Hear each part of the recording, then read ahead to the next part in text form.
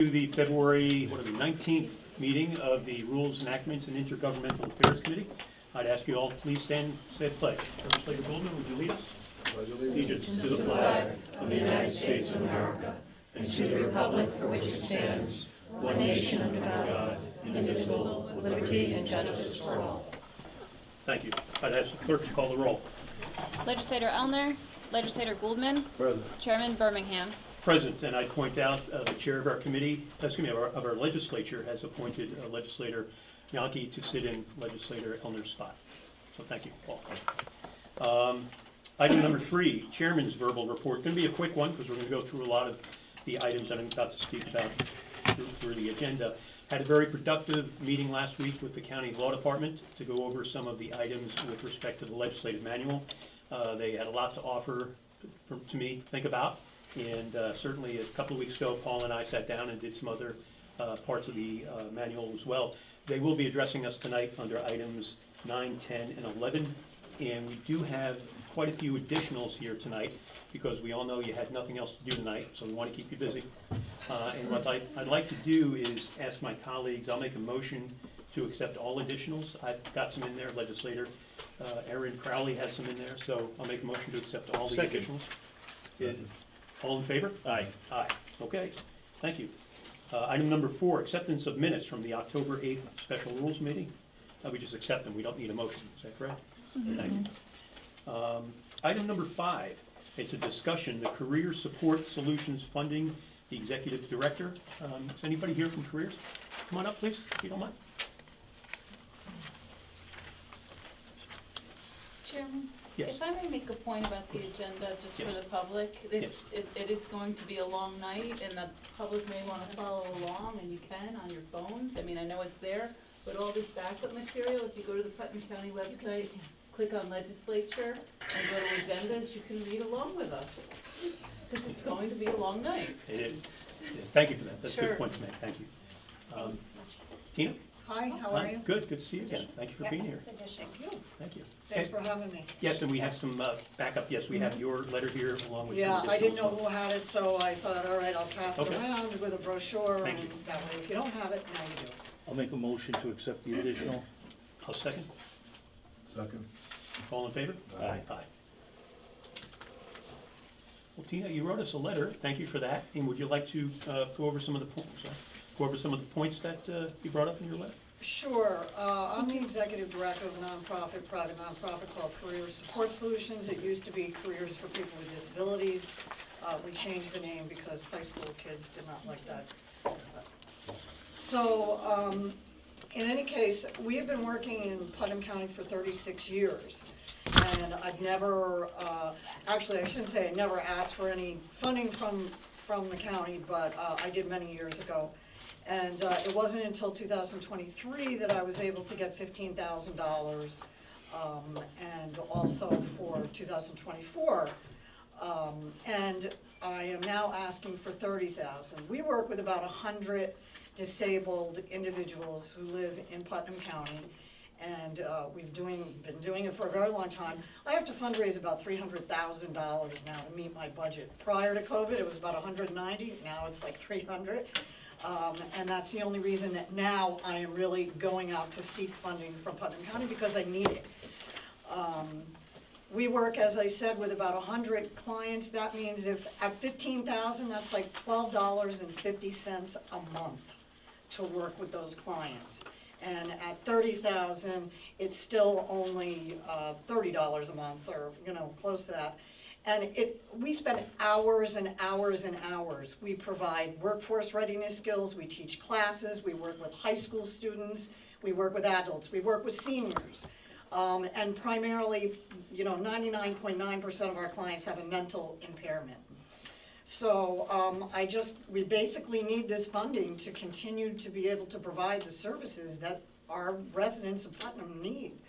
So we provide a lot of the pre-vocational skills. We place people in jobs, we place students in paid internships, we provide on-the-job support, and we work with our clients for many, many years. I mean, some of our clients, we've been literally working with them for like over 30 years. And if we don't, And if I don't have the funding to continue, they would not be able to sustain their jobs. So I'm asking for an increase from the 15,000 to 30,000, which will get me closer to 300,000, a little bit, but at least it would provide more of the funding that we need. As county, state, not county, state and federal just does not provide the amount of funding that we need. And I mean, we have a really tight budget.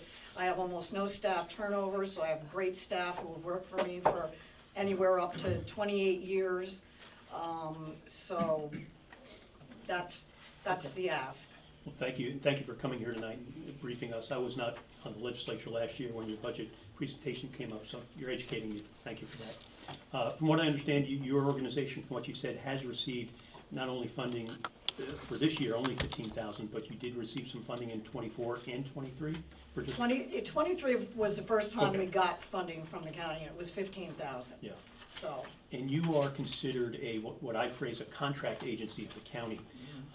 And just for everybody's edification, contract agencies like the Putnam Arts Council, like the libraries, they contract with Putnam County in order for Putnam County to fulfill some of its state mandates or even county law obligations through contract.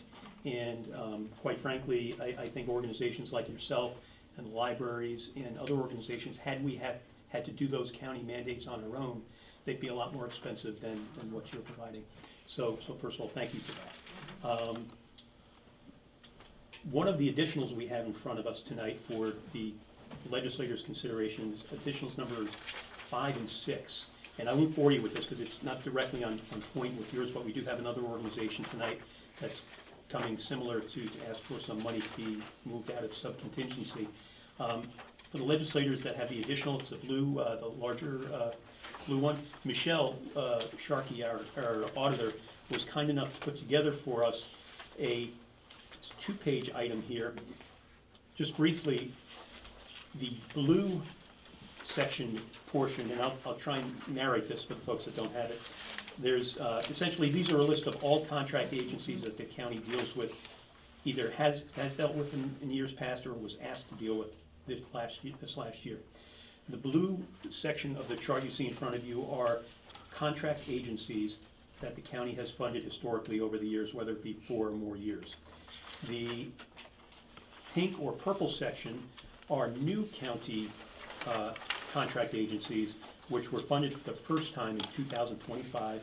That's the Second Chance Foods, the CPAB, Community Engagement Police, and then the Phillipstown Behavioral Hub. For the first time, we contracted with those last year, for this year, for the 25. And then the green, there are 3 organizations, the Garrison Arts Council, Boscoville, and Hudson Valley Shakespeare Fest. They, for the first time last year, asked for money in this budget. The legislature and the county did not give any money for those 3 organizations. The point in this chart, though, and I think the helpful column for my colleagues would be to take a look at the right-hand-most column. The right-hand-most column here is a variance between what was adopted in our 2025 budget and what was actually requested by organizations like Careers, like the Arts Council, like the libraries. And in many of these, if not all of them, there is a deficit. We gave less than what was asked, and there was put, from my understanding, a $75,000 amount in subcontingency. Michelle, is that correct? For in anticipation of meetings like today's, to distribute that throughout this fiscal year, during the fiscal year. And unfortunately, that $75,000 bucket is now down to what, about $71,000, because we did give some money to, was it January or was it the end of, to the libraries? That was at budget. At budget time, okay, so the $75,000 shrunk to $71,000. So right now that bucket of subcontingency has $71,000 in it. The variance between what was the ask and what was the give in our 2025 budget right now is $144,000. So we've got to figure out how we can close that gap. One of the technical matter is, as a legislature, we don't have the ability to initiate fund transfers, except for limited circumstances under Article 707 of the Charter. And this is not one of those limited circumstances. So that's where we are.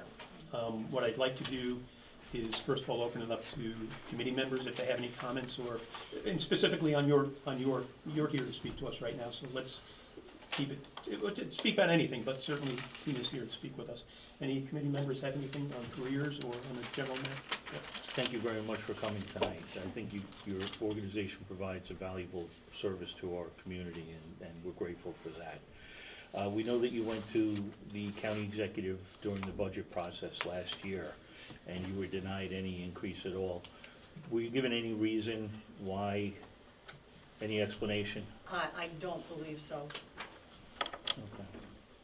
I mean, I'd have to go back and look, but no, not that I recall. Okay. Did you get a form letter afterwards saying that the legislature got $75,000 to go fight No. for it? Okay. No. Because I don't even know other if I got- agencies did. Yeah. You might have gotten lost in the mail. Yeah, I don't think I did. Okay. Thank you. Any legislators have any comments? Tony? Thank you. I just want to say what a wonderful organization, and Thank you didn't mention that you do have a little store here in Carmel, We do, we on have Route 52. yeah, we have Career Support Solutions Thrift Boutique, which is up next to the consignment shop. And we took that on a couple of years ago when they were forced to move from another, they used to raise funds for the Humane Society. Right. It was all run by volunteers, it continues to be run by volunteers. But we also have clients that are working in there. We use it as a training for them for retail, to then be able to move them to another place like a Tops or a Kohl's or somewhere else in the county that they might want to work.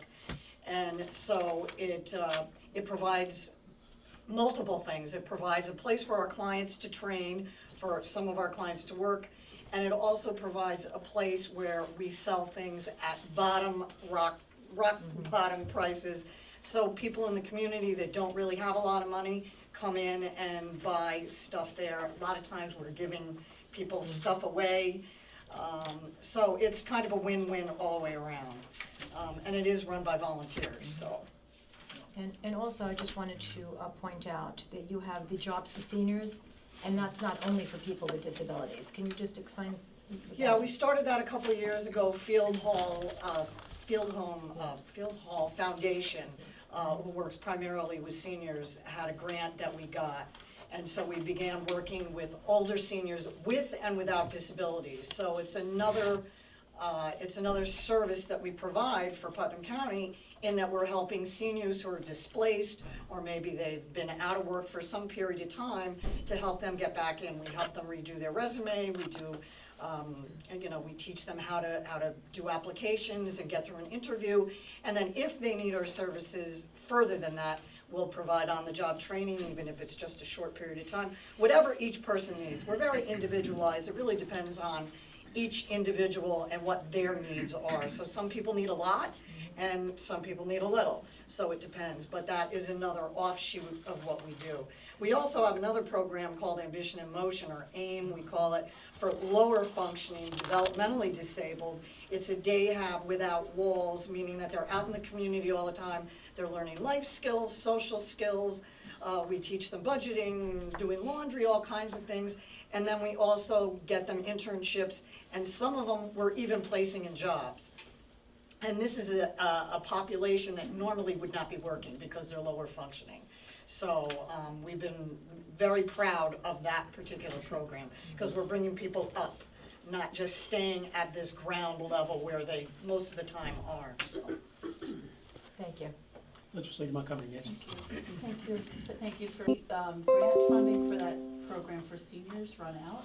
It does, and it did. And I just wrote another grant, and actually about 2 hours ago I found out that we didn't get it again. Sorry. So, but we'll continue doing it, not to the degree that we could, because I just don't have the funding coming in to do that. But they've been very supportive of our programs, and we can apply. They do grants like 3 times a year. That's a great new program that yeah. you have, and I know that your program in particular overall is not common. The only other program I know of in the area is the Keon Center, which just partnered with the Abbott House. I used to work there, so I'm very familiar with this work and supporting job coaching for people with developmental disabilities. And I think the legislators heard me speak about in our social service budget discussion this year was, in particular, my concern about this population, 16 and older. And we do have services for children. They have schools, they have early intervention. We do a lot for schools. There are lots of programs for seniors. It's this population of 16 to 35 that are falling through the cracks, and especially those with disabilities fall in line with maybe, seeking alternative medications to help themselves because they can't get on, and your program does help that a lot. Yeah, and I will just because you just mentioned that, yeah, the segment, the population that we work with, they're not, some of them are psychiatric, some of them are developmentally disabled, and all combinations of those things. But the ones that we work with are kind of in this, like they fall through the cracks. They can't go to, a mentally handicapped place because they're not really there, and they're not really OPWDD, really developmentally disabled. They're more in this kind of like ADHD, autistic, or autism spectrum, and they kind of fall through the cracks, and that's where we pick them up and then work with them and get them working. So. And the other side of that, if I just may, that population also has, aging parents. So the parents Yes. are dealing with them one-on-one. They're not able to move out of the home. They're not eligible to move into a group home, most likely, and oftentimes they end up on the street. So I think this is a really important program. I think we do have money in subcontingency. I would advocate for the legislature and the county executive to give you that extra $15,000. Well, thank you because very much. I see that it's, again, that population, we're failing, and it's just gonna cost us more money in the long run. They're also aging too, as their parents are aging. Well, and we as parents need jobs, so as we get older, it's very expensive to live in this county. Yeah. Can we continue to? No, but you'll help us find a job maybe when we get aged out of our legislative seat. I don't think that looks like it's gonna be too soon for you. Thank you. Thanks. Any other legislators? Can I Of just course, say, certainly. I want to thank you for the program. I do know some of your clients, and I've seen them grow through the program, where when I first met them, I worried. So I've seen them grow, and I'm proud of that. So great. thank you. Great to hear, thank you. Yeah. Thank you. Of course. So what would be the process for, sorry, your name again? Tina. To Yeah. go before the county executive to ask for a fund transfer? Well, yes, I think there's a couple of options we have here. We do have that $71,000 in subcontingency. Mike Lewis is going to kill me for suggesting this, but we also have something called contingency, which we're only in February right now. It might be a little early to dip into contingency, but I think there's going to have to be certainly more discussions, not only for careers, but for the Arts Council and all of the others contract agencies that we work with, to find an equitable way to not only divvy up, if you will, the $71,000, but also to perhaps find other funds.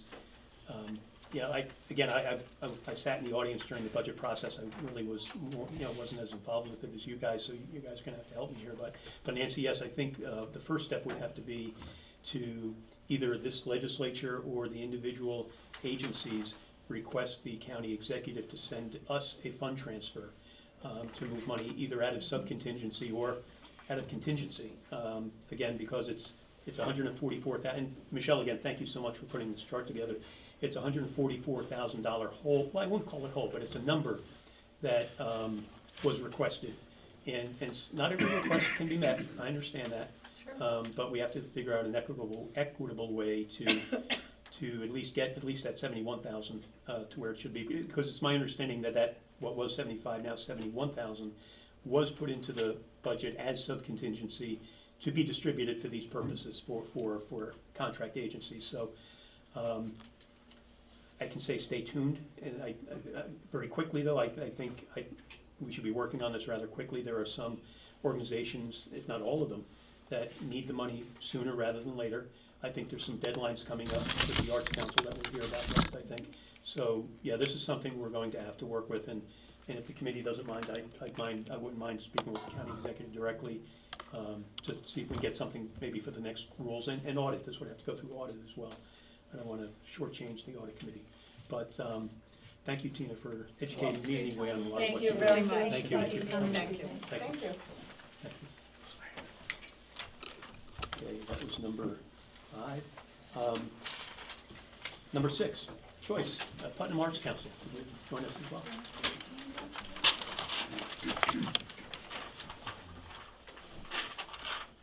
Hi, everybody. Welcome. Thank you. So we're here tonight trying to find out about moving the subcontingency funds of $13,993 for our re-grant program. None of which do we keep, but we give out to anywhere between 13 and 15 organizations throughout the county, which was part of our original application. Then some questions were raised and part of it was moved, so it's not in our initial contract anymore, because I couldn't sign the contract with that in it without the money being allocated. Yep. So basically, we're here on behalf of our constituents that throughout the county and all of your towns that receive tax dollars to do projects that enrich the community and bring tourism and raise funds. So the county executive had approved level funding, which included this $13,993. Then it came to you, and there was a question about the re-grant program, but I haven't been able to exactly determine what the question was, although I have tried. Okay. So here I am. Okay, thank you. Michelle, the 13,000 that Joyce is talking about, is that also in the $71,000 bucket, or is that separate and apart? That's in the 71,000. It is, okay, and not to put you on the spot, but because, again, I wasn't here, was the original amount in the tentative budget 75,000? And then, because did the tentative budget include the Putnam Arts Council 13,000 that we're talking about? Yes. It did. It's right here. It did, okay, yeah. So it was part of the tentative budget, the 13,000. Mhm. But there was also 75,000 in the tentative budget as well for the other outside agent. I don't Right, so grasp what the difference is. 75,000 was in subcontingency for the contract. But not this 13,000. No, that was done during, I think, rules. Okay. It was during, yeah. It was during rules? Budget Okay. meeting, All right. so. Yeah, so I'm not sure if it was rules, I wasn't here, but I did see it on TV. Yep. Michael Lewis had suggested you just put that 13,993 in subcontingency, because that was the only part that Legislator Elner had a question about. Okay. So I've attempted to meet with him, but I just haven't, it hasn't worked out. So All right. if anyone has questions for us on these on our process, we do provide a summary of the process with the request for the grants. You all have to approve the grants. An independent panel determines the allocation of the funding. Numerically, they rate them. And so we have state funds, we have county funds. And so that's what goes back out. And the county at 100% goes back out to, last year I believe it was 13 organizations. And we try to get it into each town because that's the fair way to do it in terms of taxpayer dollars. Sure. So we don't keep any of this money, but we're here just trying to find out how do we move it or what's the process. In my 37 years of doing this, I've never been involved with subcontingency. Okay. So I have no clue. Okay. Thank you. Any comments from the? Joyce, thank you for coming tonight Yeah, and sure. advocating. Unfortunately, 8 of us are here. The 9th member is on a cruise, and he was the one who had all the questions. And, it's unfortunate, and maybe sometime in the next month or so, we can ask him, and maybe you can get a hold of him and find out what the issue is, but I certainly have no objection to taking the money out of subcontingency. I'd be happy to meet with any of you at any time and I think Greg is the one that, He is. he had the Greg is the question, he had the one. questions. I did try to meet with Greg, but I will try again. Yeah, I'd be happy to do that. Thank you. Any other committee? So this amount is in subcontingency with Putnam Arts Council label on it. So it's been set aside specifically for, Right. is that correct? It was moved into subcontingency, but it's included in that $71,000, so it's not separate. Okay, so 71,000 minus the 13.1, what's remaining is what we have left for the other outside agencies, because I'm certainly in favor of releasing the funds so Right. that you can support these other arts organizations. It's a Right. minimal amount for the It is. $13,000, and you need that to state match. Yeah, So they it's really like gonna it, double they the do funding. like it, and, you know, it is a leveraging point for us that the county also provides funding locally. And also, the committee is supposed to meet on March 2nd to determine, you know, who will be getting the funds. And then, of course, we always come to you. You all approved what is in contention, This is nothing new, yes. I mean, quite frankly. I remember my prior, It's, my prior service with the legislature, I remember this was always an annual yeah, item. I sort of remember, it just never happened to me. Okay. No, I meant that the funding was always there. Yes, it's always there, it's always been there. I'll go to Nancy next, if you're, Amy's still, Nancy? Yeah, I think, I imagine that you guys are on a time crunch. What I Yeah. have in front of me is their previous re-granting program that we approved in February of last year. So I imagine, so 13, how many organizations is it? I think it was 13 organizations. 13 organizations are waiting to hear if they're gonna get the funding. The Arts Council's waiting to hear if they're gonna get the funding. Nobody can really understand their budget until they know that they're gonna get this funding. And I get it, that it's a small amount, which I have a lot to say about that. Right. You've heard me say that over and over again, so I won't do that tonight, but I think, nobody can move forward. We had this Right. done on, they met in January, the re-granting panel met in January to That year, decide that year. yes, we've been putting off meeting So because we they didn't don't know know if they have about the this. funding. Yeah, and so our re-grant recipients who are applied, they're not all going to get funds, they're calling us and, you know, we're saying soon, soon. We're working on it and, you know, we're kind of nebulous on our answers, but we have now, March 2nd is when the panel will meet while they've read all the applications and they're fresh in their mind. And we generally receive somewhere in the vicinity of, how much did we receive this year in requests? Last year was like $98,000. We received 27 this year. 27 applications, but the funding amount is about $98,000 to $100,000. It's always way more than we give out. So, Now you know how we feel. yes, I do. And we're not asking for any more, we're just asking for what we applied for. That was level funding to 2024. One more thing. Of course. And I told you I wasn't going to do this, but just, I look up the statistics every year. And just to point, you know, New York State Arts and Culture Sector presents 7.5% of the state's GDP and 483,424 jobs of the U.S.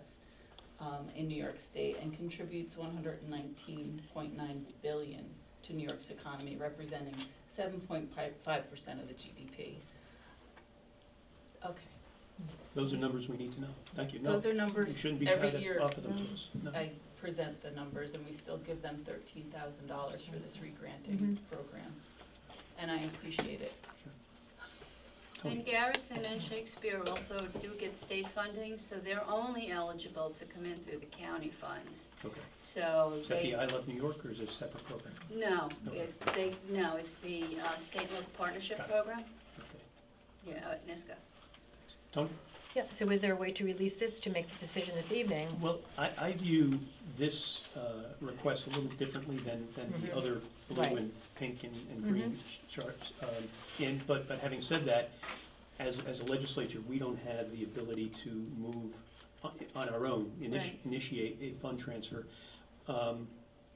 Your next meeting as a full legislature on March 4th, but what we could do as a committee, if, and again, I'm throwing this out to my colleagues unfairly because I didn't brief it with them previously. As a committee, I'm sure we could send a letter to the county executive to ask him to, and his administration, to send us a fund transfer request for this particular amount of money. and then maybe have that ready for the March 4th meeting for us. We'd Okay. have to come on as an additional, so all 9 of us would have to vote, Right, all 9 of us would have to vote in favor of that coming on. Is that the proper, I'm sorry. If there's a refiled resolution, you just need the majority. Well, that's right, we're not a week away yet, are we? We're more than a week away. No, the agenda goes out next Thursday. That's right. Usually, this meeting, along with audit, meets the night Right. before the deadline. But Right. because of a state conference next week, we're meeting earlier, so thank you for that, Diane. So we do have some time, that perhaps we don't need to make it an additional. So maybe I'll make the motion and, or, Before we make Yeah. a motion, I'd just like to, I'd like to think about Legislator Elner first. Okay. I think we need to have a conversation with Okay. him before we start making requests. I hate Okay, to all right. push it back a month, but I really Yeah. think he's Okay. entitled because he was the all right, one, all right. I think we need to Okay. allow Greg to weigh in on it before we start requesting money. sure. I'm certainly in favor of I understand. reallocating the funding, but I really So think, hopefully I can get to meet with him. When is your, March 4th? Well, that's the full legislative meeting right here in the courthouse. Right, so when is the time frame where I should expect to try to get together with him that would work for Well, I this? think he's on a vacation Cruise. right now, but he'll be back, I think, Monday. Okay, So maybe try and reach out to him when he gets back. He can, Okay. if you don't have his direct number, the office can reach out to him. yes, but, I've gone through the office. Okay. Yeah. All right. I would agree with that. That makes a lot of sense. Okay. I too view this as different from the Yeah. other, it's something we've done every year. I grew up in Mayapack, I know the Right. Bell Levine Arts Center, I know all the good work you do. And Yeah. again, reiterating what I said earlier, these contract agencies do for the county taxpayer what if we had to do on our own would be a lot more expensive. And We have 27 applications that come in and are read by not only myself and Mary Beth, who is my regrants coordinator, but a panel of 7 to 8 people, 7 to 9 really. who- volunteers, I might add. Yes, yeah. So we give them a little stipend. We used to not do any of that, but we do give them $50 and a membership. But for many of them have done it for nothing for a very long time. So, yeah, so I'd be happy to get together with him, and maybe one of you could suggest that he give me a call? Most certainly, I'll do that. Okay, And again, not only on this program, but thanks for all the good work you guys do. Arts is a big, as Nancy was saying, arts and Tony, arts is a big part of not only our culture, but our economy in Putnam County. yeah, And, and our sanity. And our sanity. Right. Exactly. We need, Also. yes, we need that, so Our- thank you both Our for that. expression, how we can express ourselves and exchange ideas, Exactly. which is important always. Okay. Good seeing you Thank again, you. Joyce. Be well. Thank you. Thanks, everybody, for your comments. Okay, that was item number 6.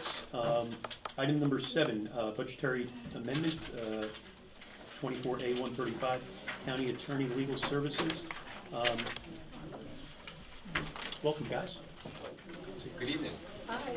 Hi, everyone. Thanks for coming. So just to recap, this is an item that was on last month's agenda, and you were kind enough to get us more information on the various bills that we have to pay, and so thank you for that.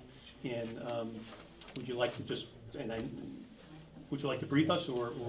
Well, what I prefer, Chairman, is myself, my colleague, our risk manager, Matt Bruno behind us.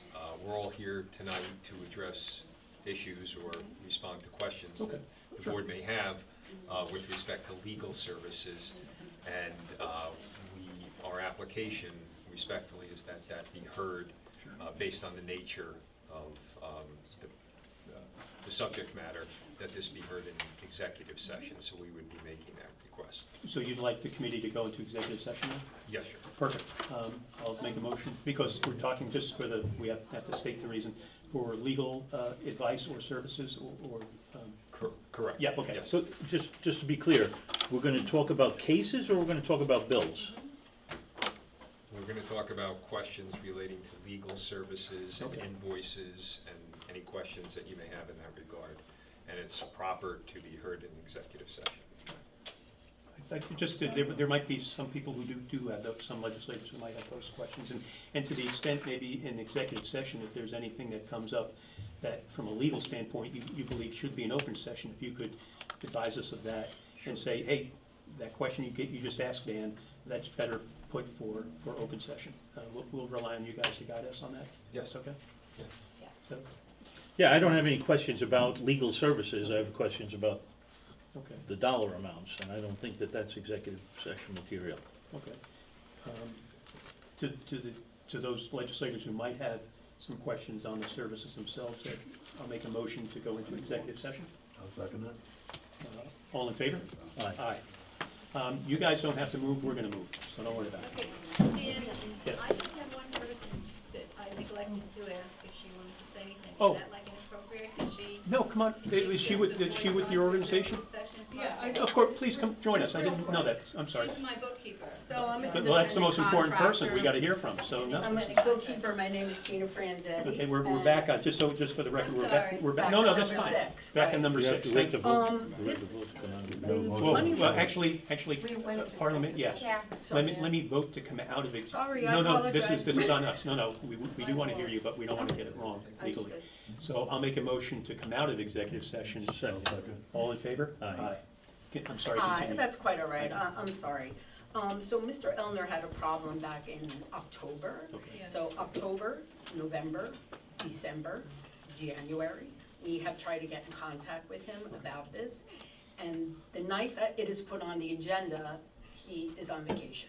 Well, So I get it, you don't have control over Mr. Elner, and I understand that. But Mr. Elner is throwing out accusations. well, let's,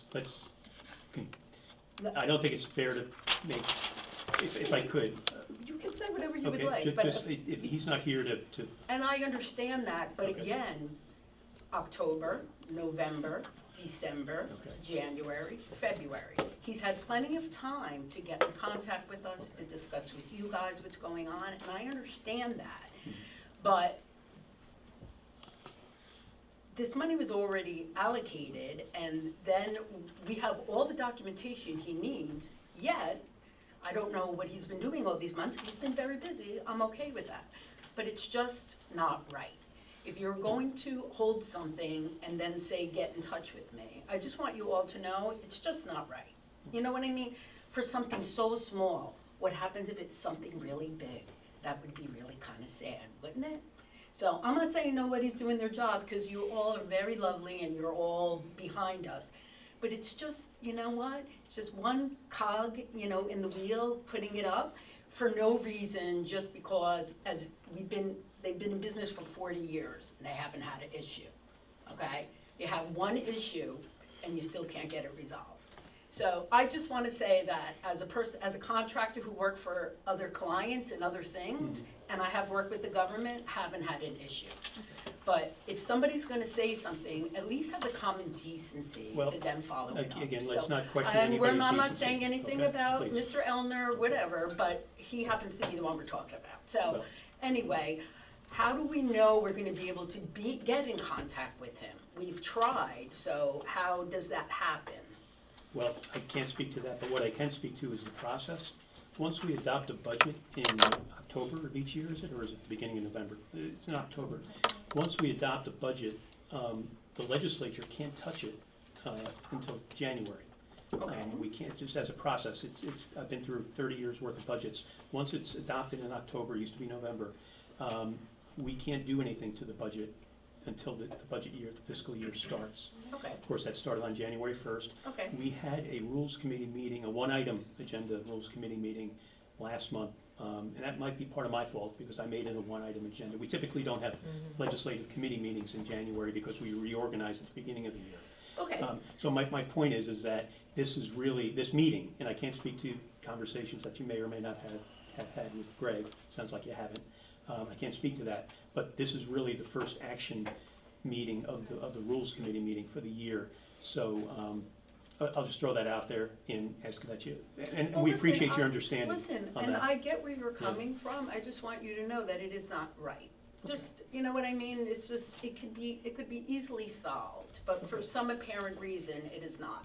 I don't know whose fault that is, I can't say. Could be anybody's fault. But I'm just saying, it's just not right, and people do notice. So, Okay. Well, thank and you. it's not you, but thank you very much for Thank you hearing for- me. Have a nice Thank you night. for coming up tonight. Thank you. Thank you. So I will make a motion then to go into executive session to speak about legal matters. Do I have a second? Second. All in favor? Aye. Aye. Yes. Plus,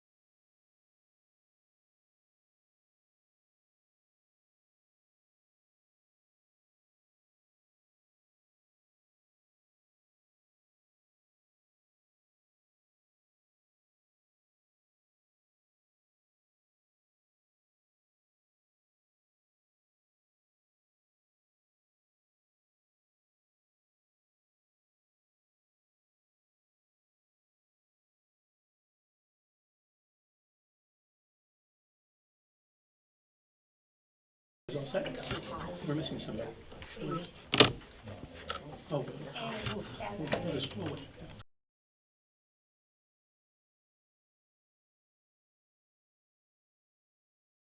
We appreciate that. No decisions were made in executive session. We are back on item number 7, approval of budgetary amendment 24A 135, county attorney legal services. Do I have a motion?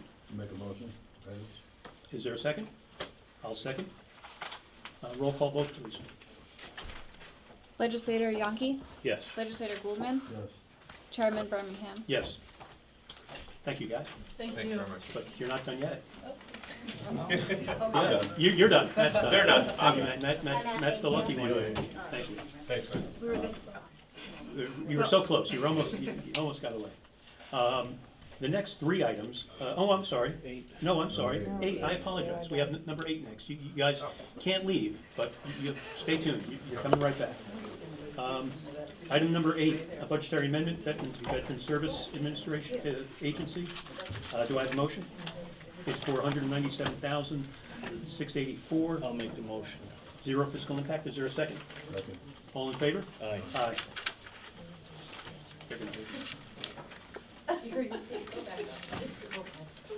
Sorry. I didn't know if there was anybody here from the Veterans Agency. There aren't, so that's why. Yeah, that was just item 8, and I thought somebody was from Veterans. So thank you for that, and thanks for your patience. These next 3 items, we're talking about our favorite subject, the legislative manual. As I discussed during my opening remarks, I did have a very productive conversation with both Conrad and the county law department to talk about the county legislature's manual.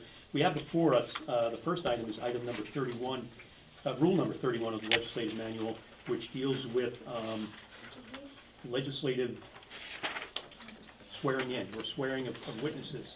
And what I'd like to do, though, is first move to the additional for, we can move it up a little bit. It's the resolution authorizing moratorium on the implementation of certain provisions of the legislative manual. I'll make a motion to move that up on the agenda. It's item 14A. Since we're talking about it now, would that be appropriate to move up to this point? Okay, I'll make that motion to move it up. Second. All in favor of moving it up to this item? Aye? Aye. Okay, now on the motion itself, there's a resolution authorizing a moratorium on the implementation of certain provisions of the legislative manual. In particular, it's a moratorium on the effectiveness of rules numbers 31, 32, and 33, as well as section 2B5C. With respect to 31 and 32 and 33, the moratorium shall be in effect until July 1st, 2025. With respect to Rule 2B5C, that will be in effect until October 15th, 2025. And notwithstanding the moratorium, these rules and any other rule of the legislative manual can still be talked about in committees. We can still talk about them. We can still debate them. We could even pre-file them to the full board legislature, as long as the effective date of those pre-filings don't take effect until the respective dates here. So with that, I'll make a motion to move this. Is there a second? Second. Is there any discussion on this particular motion? Just, I have a question. of course. I don't understand why. Yes. The reason why is, and you're going to give it to me with both barrels, I understand, rightfully so, because we need some more time to talk about it, Nancy, surprisingly. And I think it would be better if these three rules in particular seem to be the ones that had generated the most comments, not only from the law department, but also from Paul Eldridge. And quite frankly, I wasn't aware of their concerns when we first had them adopted on January 7th. And quite frankly, Nancy, if you'd raised a point on January 7th, I'm not joking, of course, but you certainly did. And Go to the videotape. yes, let's go to the tape. You certainly did, and I recognize that, and I'm prepared to eat a little crow on that today. So I'll turn it back over to you. I don't want you to eat crow, and I appreciate that, and I would hope that this committee recognizes this tonight and sees the nature of our agendas tonight, Yep. and actually tables the next 3 items on the agenda, so that we can move forward with the agenda. We have a lot of people here, cold winter night, it's already 8 o'clock, we started late, so I would hope that some committee member makes a motion to table the next 3 agenda items. Thank you. I do too. We have this before us right now Okay, that we have to vote on. the next four then, or no, Well, move we're this. voting on this one. Sure. And then, is there any other discussion on item 14A of any legislator? Seeing none, I'll ask for a roll call vote on 14A. Legislator Goldman, Yes. Legislator Yankee, Yes. Chairman Birmingham. Yes. Chairman, Yes. I'd like to make a since this, we all clearly see that there's many flaws in this legislative manual, I'd like to make a motion to adopt the previous legislative manual and work with that manual until we iron out all these flaws so we can move forward on this. That is not a motion that's germane right now. Right now, we're on item number 9, which is a discussion of rule number 31. And what I'd like, But we just made you just accepted a motion to, yes, to table this stuff on the additional. So I'm just making a motion based on what you just tabled. well, indeed, but if you recall, we made a motion to bring up other business, item 14B or 14A, which was voted on, so we moved that to this part of the agenda. If you'd like to make your motion under other business, we could certainly do that. Okay, I'll wait for that. Okay. Along the lines of Legislator Montgomery's suggestion, what I'd like to do is make a motion to table to a date indeterminate, but next month maybe or the month after, items numbers 9, 10, and 11 for a future date and table it from this. Is there, all in favor? Aye, aye. Sorry, guys, I made you get up and sit down twice. I apologize for that. Thank you, though, for coming. Thank you. And you know, Bill, actually, under other business, I don't think you have to bring that up. The next item is 12, general discussion of legislative manual. I think your motion would be very much germane at this point. Okay, thank you, Chairman. In my opinion, the way that this current legislative manual was adopted was not the right way to do it. We pushed this through in the reorg meeting. Now we're here in the committee looking to change it and then vote on it at the next full meeting. The proper procedure that we've all gone through for the last multiple years is that item goes to committee and make whatever changes have to be made, and then at that time it goes to the full, and then we vote yes or no. So now that we have this manual, here, I'd like to read what Conrad, our counsel at the time, said. I believe it may be prudent to move forward. This happened in the beginning of the reorg meeting. I believe it may be prudent to move forward with the adoption of the manual in its current form, that's the previous form, to give us the opportunity to discuss the potential legal issues and expose to the county what problems might occur here. That's why you have the council here, and you also have Paul Eldridge here. So I'd like to make a motion to get rid of this and go back to the old manual that we had. Is there a second? There's no second, Bill, but what I will say, in fairness to your quite understandable and proper motion, is that we just tabled, I think, the 3 most controversial rules that were adopted on January 7th, those being rules 31, 32, and 33, as well as a portion of section 2, to give us that time. And so I think that's perhaps why we didn't get a motion on the floor to second it. But thankfully now we do have the time for that, and that's where we are. But I'd be happy to turn it back over to you. Thank you.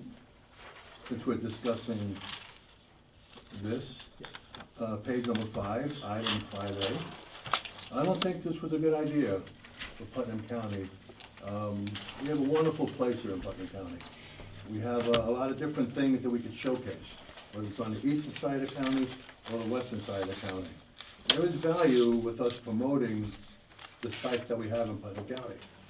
To basically have the meetings only in the courthouse or over here does a disservice to all of us and every resident of Putnam County. It's an invaluable thing to have a meeting in Brewster or in Phillipstown or in Putnam Valley, because people will get involved. We're going to have more involvement in our legislative meetings and throughout the county. So that's my point on 5A. I like that to be addressed when we redo this legislative manual. Also, page 5C. Because of my work and experience that I've had in life, I've had the opportunity to attend many state of the counties: Manhattan, Queens, Bronx, Westchester, Dutchess, Orange, and of course here in Putnam County. During those state of the counties, the borough presidents or the county executives have all stood behind a podium. They've not sat down, they've all stood behind a podium. Actually, I've watched our previous county executive had her state of the counties at the golf course, and if you remember, she wore a headset and she bounced around the room many times. So to have our county executive sit in a chair, I think we're micromanaging that individual, whoever the county executive is at that time, and it shouldn't be done that way. The county executive should be able to stand up if he wants to, or she wants to, and move around the room if they choose to do that. The way this is written, the county executive has to sit down in the chair and address everyone. What happens if that county executive stands up? What are you gonna do? What are you gonna do? It would be an outrage. It'll be an outrage. So you'll be outraged? What are you gonna do? It's in the, it's in the thing. So I'd say get rid of that whole section because it's really irrelevant. Yep. Just to answer, and Legislator Montgomery, then Amy.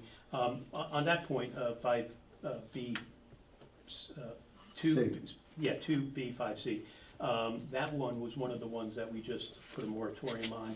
And you'll note that that moratorium goes to October 15th. Which, and quite frankly, I had a good discussion with our county executive on Monday about this issue.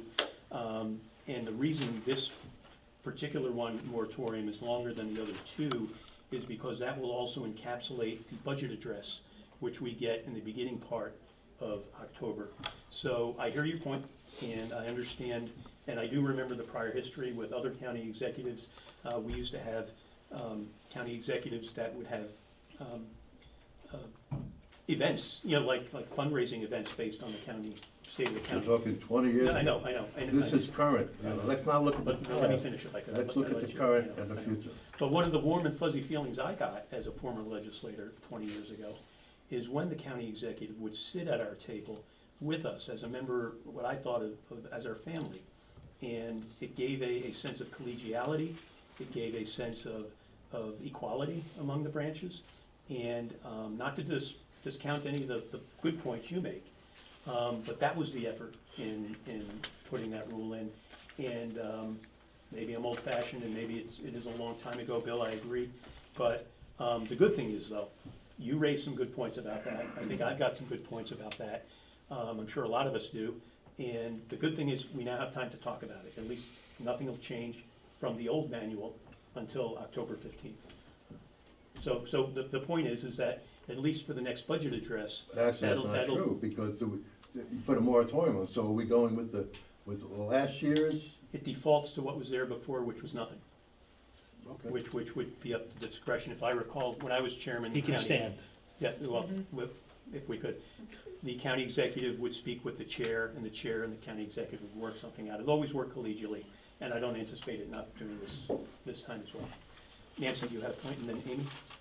Yeah, again, I was hoping we could table all this, but since we're here, and to the point about standing while you're addressing, or sitting while you're addressing the legislature or the public, I think we can, certainly be running into violating any kind of Disabilities Act.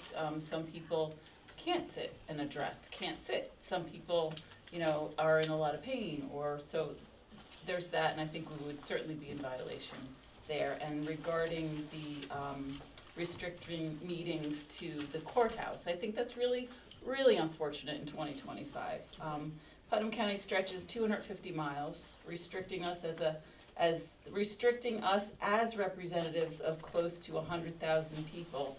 to conduct public business in one place seems really archaic, like something from ancient Europe where people had to travel weeks to see the lords, or something like from The Wizard of Oz, where we're like traveling the yellow brick road to go see Oz. It's 2025. We have technology and resources to bring government to the people, and it would do us some good to go and see and let the people of this county highlight their special places. You know, I think that's what people we see who come before us are really asking for. They're always saying once they sit down, come see us. And there's some wonderful places where we can conduct these meetings, and we have the technology to do it. There's no reason why we can't do it, and I think that we owe it to our public to do that. So I'd hate that in the manual. Just let's take that out too. All good points. Thanks. Amy? So I apologize, I was speaking in the hallway with our risk manager. Are we now discussing items that were tabled? No, what we're discussing now is. I don't know where we are Yeah, now. sure. Okay. We're on item number 12, which is a general General discussion of the discussion. legislative manual. But along with Nancy's suggestion, since we have tabled already, or put a moratorium on the most controversial rules, perhaps maybe we can move on from this if we're all of a mind to do so. Okay. Thank you. The next item is our litigation report. We all have that as legislators. That's again given to us by our county attorney's office. We thank them for that. There are some other business items, and one of the other business items are items 14B and 14C. These also have to do with the legislative manual, and I'm going, 14A we already talked about. That was the 14B and 14C. Yeah, 14B and C. Those were brought to us by the hard work of legislator Crowley. It's your choice. Would you like to talk about them now and perhaps have them entertained? I'd be willing to vote on this tonight. We've already accepted it as an additional. I'll go through them quickly. Okay. We're willing to vote, so if I may have the Of floor. course. 14B is a resolution I wrote. This would essentially, I wrote it as Rule 34, but, or 35, but it's approval and amendment of legislative manual, public comment during committee meetings prior to taking a vote. Whereas the Putnam County Legislature values transparency and public participation in the legislative process, and whereas it is essential that the public has an opportunity to voice their opinions and concerns on issues that directly impact them, and whereas allowing public comment before votes are taken in committee meetings promotes open dialogue and better informed decision-making by legislators, and whereas the Putnam County Legislature seeks to ensure all voices are heard and that the democratic process remains inclusive and responsive to the needs of the community. Now therefore be it resolved that the Putnam County Legislature hereby mandates that committee meetings shall include a designated period for public comment prior to any votes being taken on agenda items. And be it further resolved that this public comment period shall be structured in a manner that is consistent, fair, and efficient, with a time limit for individual comments to ensure that all individuals wishing to speak are given an opportunity to do so. And be it further resolved that the chairman of the committee shall notify the public in advance of the meeting agenda and a designated time for public comment, providing reasonable access for the public to attend and participate in the meeting. And be it further resolved that any member of the public who wishes to speak during the public comment period shall be given a fair opportunity to present their views, subject to any rules or procedures adopted by the committee to ensure the orderly conduct of the meeting. And be it further resolved, the Putnam County Legislature directs the implementation of the above procedure by incorporating the following as a new rule in the legislative manual. So it would be seen in the legislative manual that all committee meetings shall include a designated period for prior public comment, and any votes being prior to public, designated period for public comment prior to any votes being taken on agenda items. The public comment period shall be structured in a manner that's consistent and fair, with the time limit for individual comments to ensure individuals wishing to speak and are given the opportunity to do so. B, the chairman shall notify the public in advance of the meeting agenda and designated time for public comment, providing reasonable access for the public to attend and participate in the meeting. And be it further, any member of the public who wishes to speak during public comment shall be given fair opportunity to present their views, subject to any rules and procedures adopted by the committee to ensure the orderly conduct of the meeting. Be it further resolved, the resolution shall take effect immediately upon adoption. I would just like to have one more statement on this. We are probably one of the few that are left in the state. New York City, that represents 8.8 million people with 51 members, does this. why do we not do it here? This should be a no-brainer. So I would like to bring that forward as to add to our legislative manual to make sure that it's codified and we give our constituents full transparency and a voice to speak before we take a vote. So we can pre-file it for March 4th's meeting, and you're not on this committee. I'll make a motion that we move this to the full board on March 4th. Is there a second? Can we have a discussion Well, first? I just want to get it on the, I just want to get Oh, it moved get and it on, seconded. yeah, Sorry, no. I just want, procedurally, I just want to get it Okay, moved and seconded. I'm sorry. And then, of course, we'll move to discussion among the committee, the other legislators, and then, of course, the public. Is there a second? Second. Okay. Discussion among the committee members. How does this differ from what we already do? So not always do we allow for public discussion, depends on the chairperson. It just codifies it and makes sure that we're up to date and fully transparent. And if we already do it, then there's no problem with codifying it. What happens if a chairman neglects, they ask the committee, then they ask the That's the legislature, and they don't ask the public? Is that denying or depriving the public a chance to speak? Well, that would be the same as not allowing, the same question, right? That was just asked of Chairman Birmingham, what is the Repercussions. repercussions of not allowing the county executive to stand? I don't see the problem here in it. And if you slip up and make a mistake, we have counsel that has been provided to us to guide us and let us know, as long as they're recognized by the chair, to make sure that we are following the procedure and our legislative manual. I just think that's the way we operate. I don't think we've ever operated But any again, so differently. it's perfect, so it should be codified and put in the legislative manual, just in case, just if we're already doing it, same thing. But it's not something that's different than the way we're already No, doing but it. it's not mentioned in the manual, so I think it's something that needs to be brought to the forefront and codified. Before we get to, do you have any comments, Bill? I was gonna second it, I agree with what legislator Crowley is saying. Amy and then Nancy? So as a chairperson, that's how I've always led my committee meetings, and I agree with Legislator Yonke that we do currently do this, and I agree with Legislator Crowley that it certainly doesn't hurt to codify it. As Legislator Birmingham wanted to codify or put in the legislative manual to codify being able to swear in People testifying. people testifying. That's also in our powers and duties as a legislator. It's just codifying it. So it's the same thing.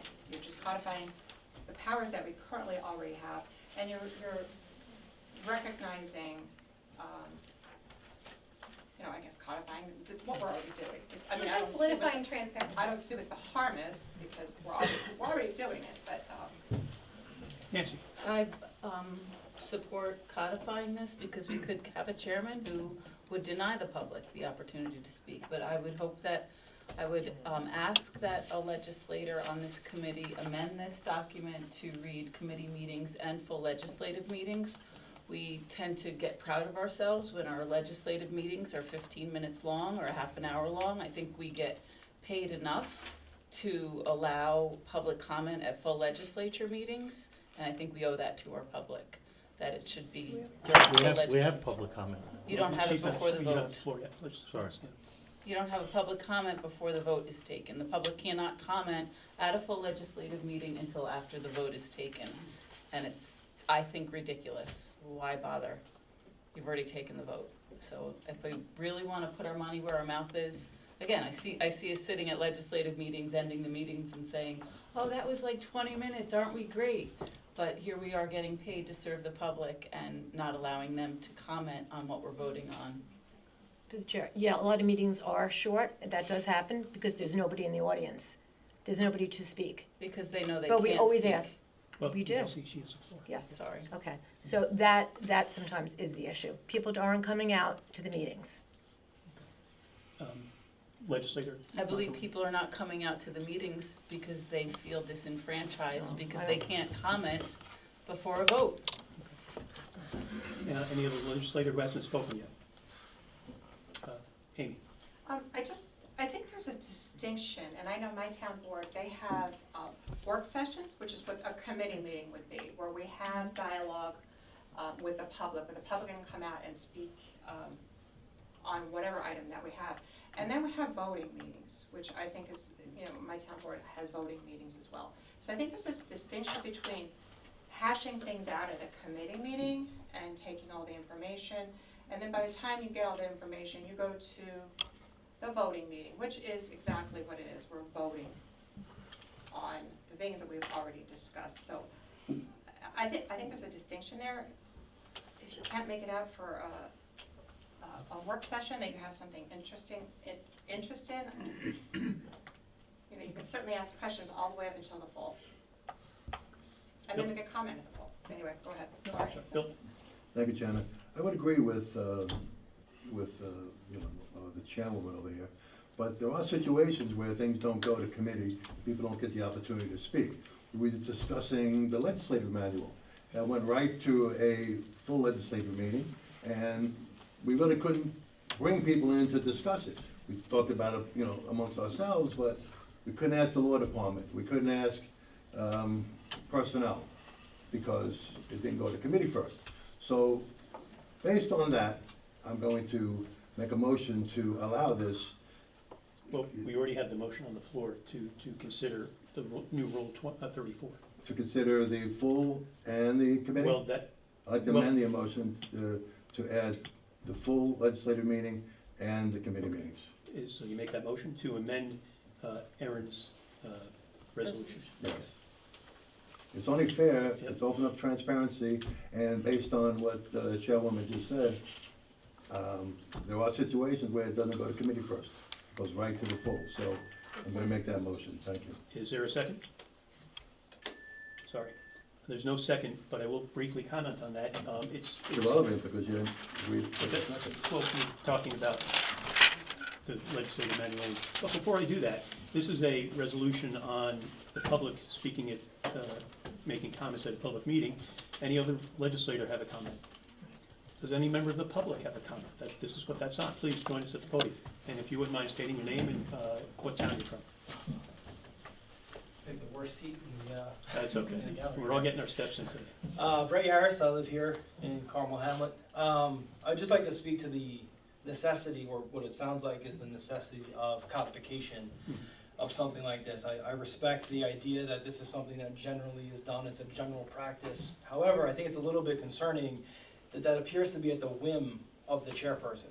And I think that the reason to codify something like this is it preserves the right of the public to have that opportunity to speak and give opinions before these votes are taken. That is something that we hope you guys do, right? But it's not something guaranteed to us, and that's the very important nature of codification. I've been to 2 meetings so far, this being my second. I've had the opportunity to speak twice, and that's great.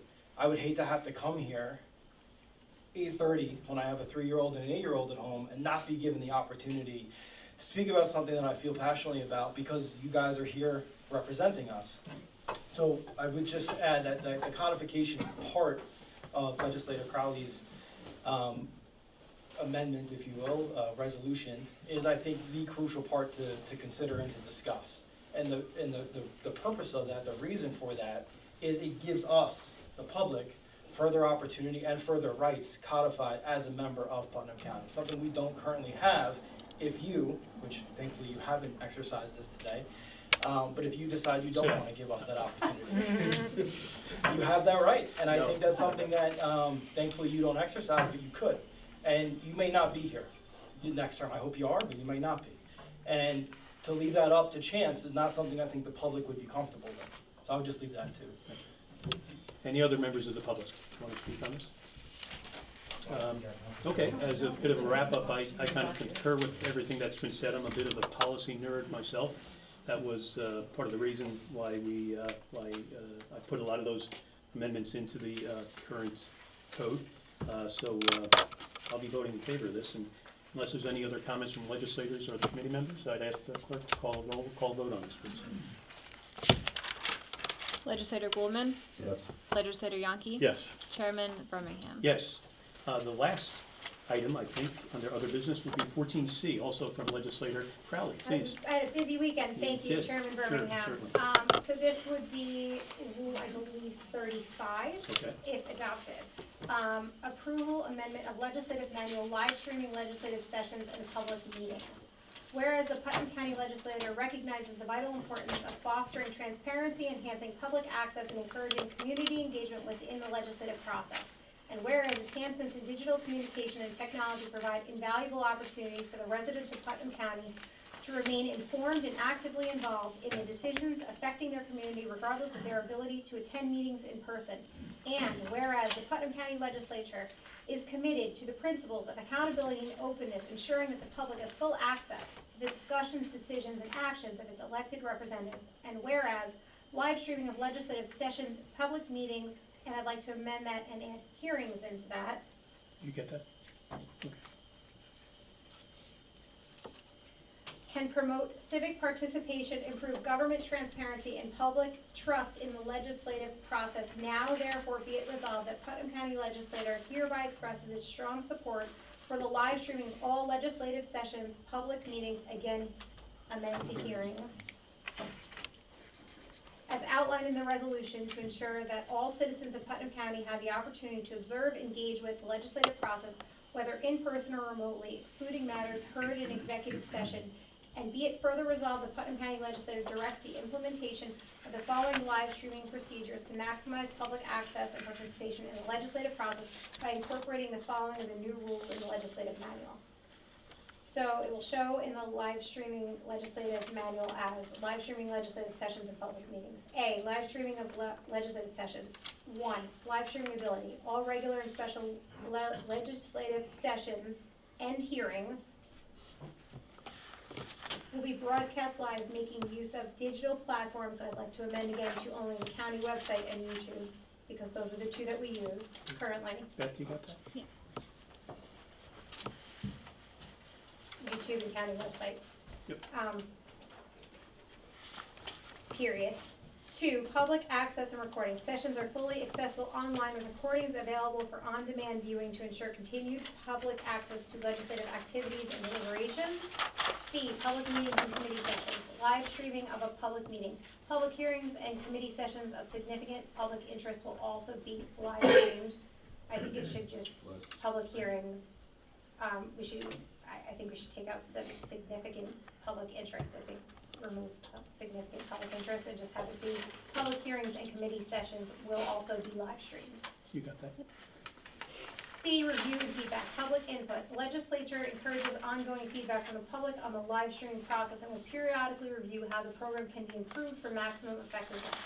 And be it further resolved, the clerk of the legislature and director of IT are hereby authorized to implement this initiative and ensure that all legislative sessions and hearings and public meetings are broadcast and archived for public access. And be it further resolved that the resolution shall take effect immediately upon adoption. I appreciate you for allowing me to read this tonight, and all of you. I know it's late. This is something that I'll let Chairwoman Sage also check with Commissioner Aladdin, that we are now live streaming our full, but it also again codifies this and make sure that we're doing it and holding up our end of transparency and accessibility to people who can't get here for weather, other meetings, disabilities, work schedules, or whatever it may be. Again, everybody else does this. We've spent the money, why not just press the button? Yeah, Aaron, since you're not on the committee, as a process matter, I'll make a motion that this gets refiled to the March meeting. Do I have a second? Second. Thank you for that. As a brief comment on that, when I was a freshman legislator in 2004, I think I spoke with you about this today, I did the outrageous thing and put county legislative minutes on my personal website. And I was pyloried by some of my colleagues back then that these are our minutes, not the public's minutes, I was told. And we've come a long way, baby. That's my point. And this is a step in the right, a very big step in the right direction to codify it.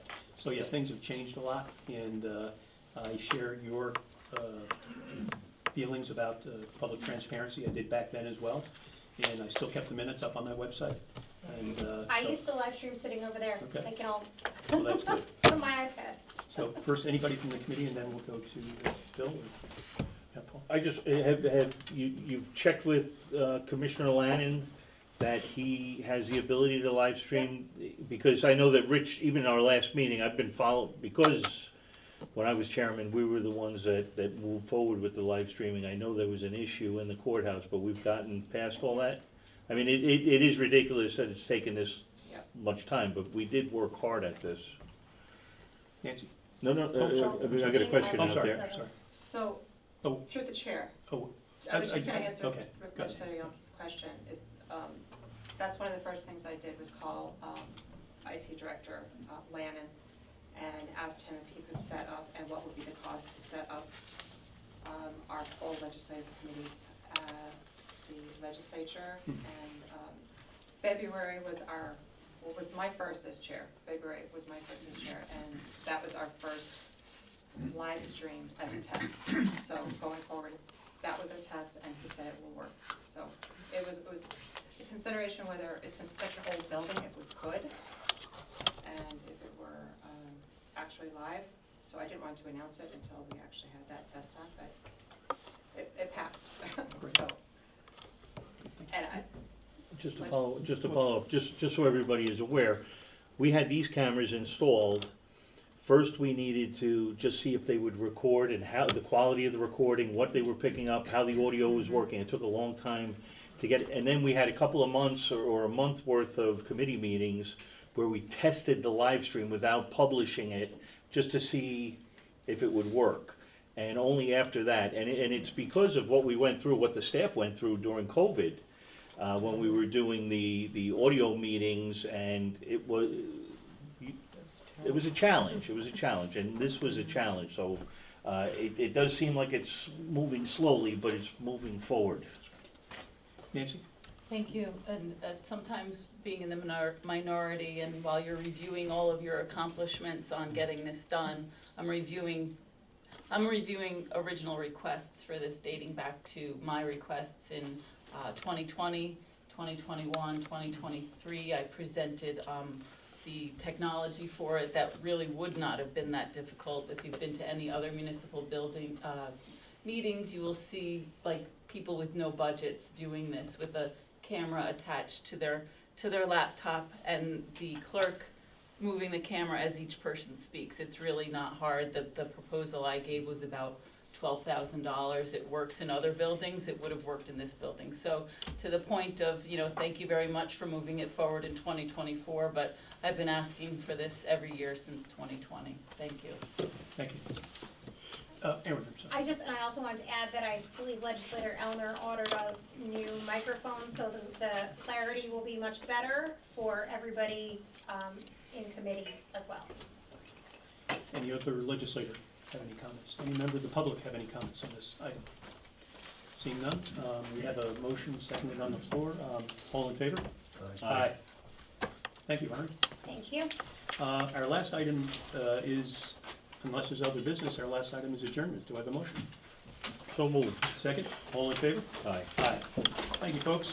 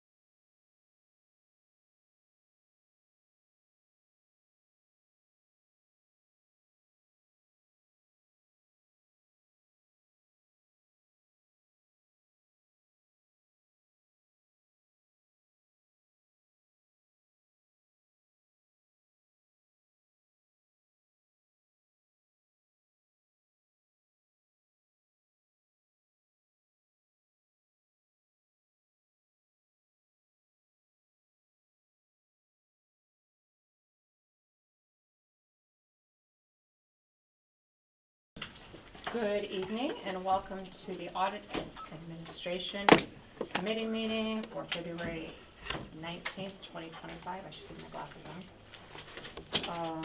Please join us in rising for the Pledge of Allegiance, and Legislator Birmingham, would you please lead us? I pledge allegiance to the flag of the United States of America and to the republic for which it stands, one nation under God, indivisible, with liberty and justice for all. Roll call, please. Legislator Birmingham. Here. Legislator Crowley. Here. Chairwoman Sage. Present. Agenda item number 3 is correspondence from the county auditor. The first of those is 3A, which is the sales tax report. Please review it. Any questions or comments from the committee, from other legislators, from the public? Legislator Montgomery. Could you just read for the public's interest the actual versus what we are over for this cycle? Yes. So sales tax, this is 3A, the sales tax report for 2025. We had budgeted for January $7,112,139. Oh, excuse me, that's for 2024, that was budgeted. This year, we budgeted $7,785,254. Actually, that's Yeah. January 2025. The bottom. Is that what you're talking about? Oh, you're talking I'm the talking about January, the budget for 2025. yeah, I just wanted to, we don't budget by month, but The actual, you meant? that's what we actually, we don't budget by month, so we don't The know what actual we're was over.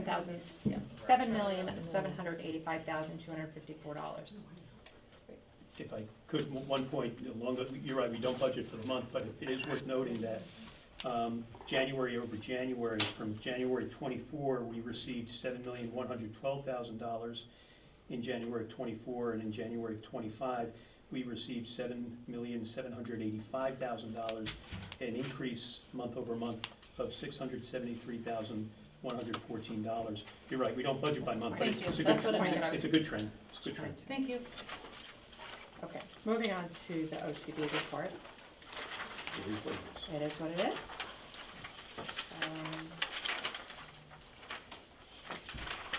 3C is the board and revenue report.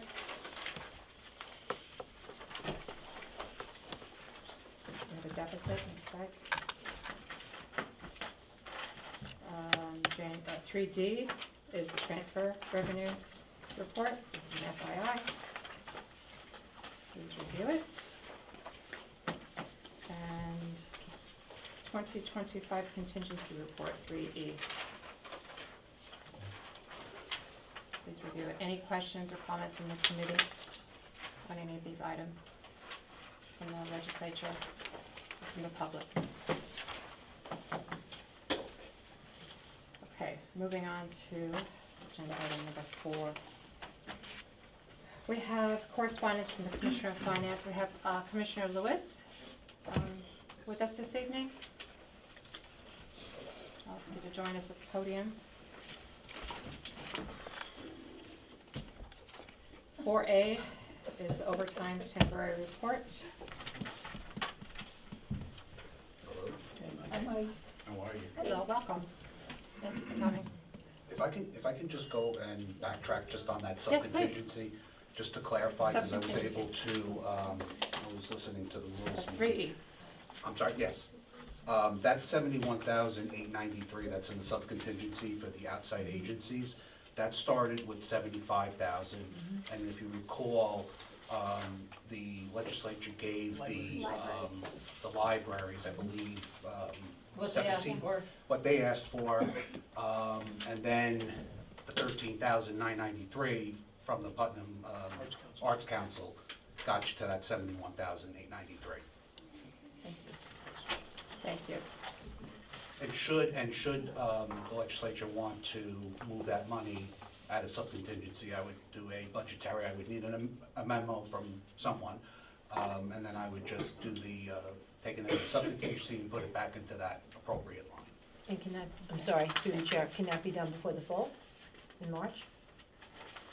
I could draft something quick, I mean, I would leave that up to you guys. Do we have, did we make that motion during the Rules Committee to send a letter through the, We didn't, and the reason for that is, I think Legislator Elner, Legislator Yankee thought it would be better if Legislator Elner participated in that, since he was the one, from what I understand, I wasn't on the board last year, that may have had some questions. so, so I'm wondering if we could possibly get a letter sent. Well, now, having said that, though, the administration can sua sponte on their Right. own, make any request of a fund transfer, and if they get it to the legislature before our window closes, Diane, right?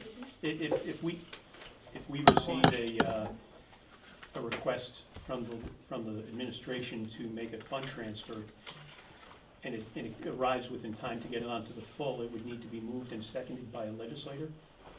Yes. Because it's not a pre-filed resolution at that point, it would have No, to but I be, could draft the resolution, and then Assuming it would be. if a legislator wants to bring it forward, I'll email it out to Okay. everybody as a pre-filed resolution. so Madam Chair, You still yeah. need a motion and the majority to Right. get it on the agenda. And I'll defer to, yeah. Go ahead, Legislator Montgomery. I think Mike said if I got a memo from someone, so apparently it doesn't have to come from the county executive, Okay. and is that correct? I wouldn't believe so, I mean, I I'll don't- defer. so That is funding. That would I just have need something to justify. That would have been a good point in the previous committee meeting to understand, so I'm glad to understand that now. And I believe that maybe even this committee, I mean, I understand Legislator Elner had some questions. You heard what they were up against. They've had months and months of trying to correspond. It didn't happen. I think this committee could even make the motion to recommend or move that forward, we have precedent for these resolutions. Just make it up right now and move it forward. We don't have to wait or make them wait. Legislator Kelly. Chairwoman Sage, can I ask you to recognize Conrad Pasquale, our legislative attorney? To ask him a question? For, Based on who can write a letter and when and how it needs to be formatted, that's why. Is that, sure, of course. okay, are you allowing him to speak? Of course. Okay, well, they have to be recognized by the chair, so. Be prepared to be sworn in, though. Yeah. Oh, no, we suspended that one. So, Who's thank got you, Bible? council. What do you direct us to do in this situation if we wanted to get the funding to Putnam Arts Council? So it's funny, when the legislature was discussing this, I did briefly look at, it was section 7, I think it was 707, Yes. as Legislator Birmingham had referenced. And it did reference that particular section would require it coming from the county executive. So any such fund transfer would have to be either initiated or otherwise approved in some way by the county executive. So I do think that would be the appropriate course to go. Okay, perfect, thank you so much. Thanks for clarifying. Thank you, Chairman. Thank you. Okay. So, moving on, for correspondence, I'm sorry, were there any other questions? No, I'm sorry, I we're thought you were for it. pointing it. Okay, so we're moving on to, sorry. The overtime report. It's an FYI. Do that. And 4B. 4B is the same item, I believe, under that we pre-filed out of rules. I apologize. I have a couple of people who have been here all night, and I'd really like to get them done and out first. Do you want to move? I would Make a like motion to make a move on? motion to go out of order, if I may, to Second. allow our Commissioner of Social services. Social Services to come and speak, and also to allow the Shakespeare Festival to come up and So speak. which items are those? So we're gonna move up agenda item 4S, as in Sam, Okay. to the first. We're gonna move up agenda item number 11, second, and we're gonna move up agenda item number 12, third on our agenda. Did you second those? Do I have I a second? second. Okay.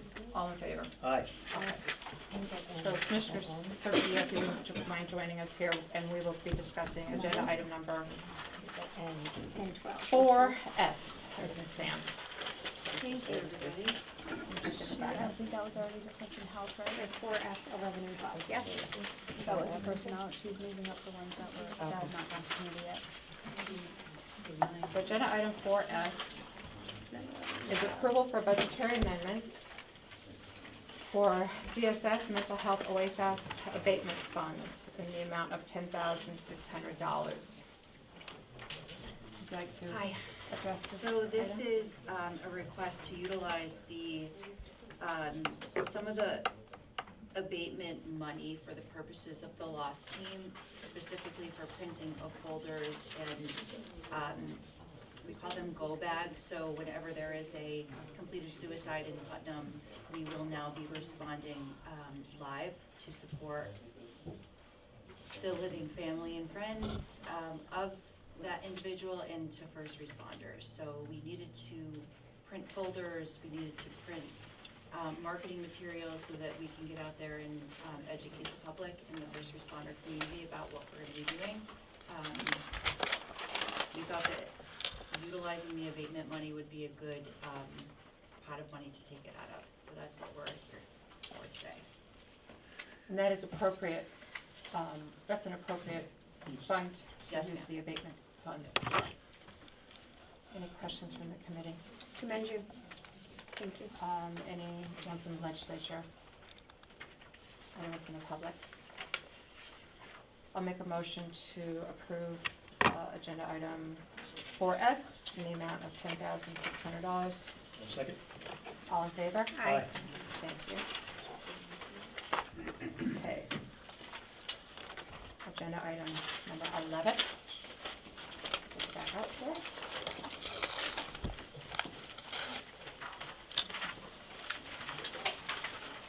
Agenda item 11 is an approval for the Department of Social Services to establish a Youth Bureau Petty Cash Fund. Similar to what we did last year for adult mental health, we are requesting a very small $200 just for specifically the Youth Bureau. Oftentimes our staff are doing things like purchasing food,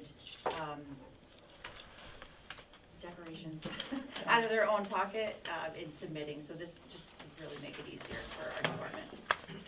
This is setting up a petty cash fund in the amount of $200 for the Youth Bureau. So Correct. I guess that's just- Youth Bureau. Any questions from the committee? I just want to make a comment. I think this is fantastic with all the groups that you have going on, and it incentivizes the kids to come there because you buy 3 pizzas or whatever, Yes. you know, and hits all their markers and gets you grants and everything else. And we have successful programs over pizza or a small party. I can't say no to this. It's really important that we keep these kids engaged and we have programs like this. So thank you so much. Thank you. Legislator Andes, yeah. Is that enough, $200? I know pizza's expensive today, and you have lots. Is that really enough We, for the year? no, we Or will. is this gonna be Yeah, we will replenished? be replenishing it. Oh, yeah, okay. I Yeah. would- So at one time, it's enough, I would but hope we so. will be Okay, replenishing. every couple months? Yeah. Okay. Any other questions from the legislator? Anyone from the public? Okay, so I'll make a motion to approve for the Department of Social Services the ability to establish a Youth Bureau petty cash fund in the amount of $200. Do I have a second? Second. All in favor? Aye. Aye. Thank you for Thank waiting. you, Sarah. Appreciate that. Have a good night. Okay, we're moving up agenda item number 12. This is an approval for Putnam County to serve as sponsor for the 2022 EPA STAG grant funding for the Hudson Valley Shakespeare Festival. Please join us, state your name, please, have a seat with our commissioner. Welcome, thanks for coming. Thank you for having me. My name is Davis McCallum. I'm the Artistic Director at Hudson Valley Shakespeare. I'm very glad to be here. Thank you. Welcome. So I understand this is a grant application, and it's a pass-through grant application, so the Putnam County will be applying for the grant, and then it'll be passed through. Once we receive the grant, it'll go right back out to the Hudson Valley Shakespeare Festival. That's Is that correct? That's Did you correct. want to embellish on that? Yes, I was very grateful to appear before the Economic Development and Energy Committee at the invitation of Legislator Goldman in 2021.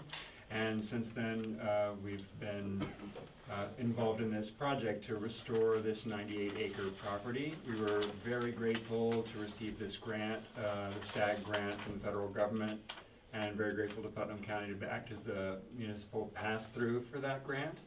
And our understanding is that that money has now been allocated by Congress. It's all ready to come to our community, and we're hopeful that this committee will advance it to the full legislature for the March 4th or 5th meeting.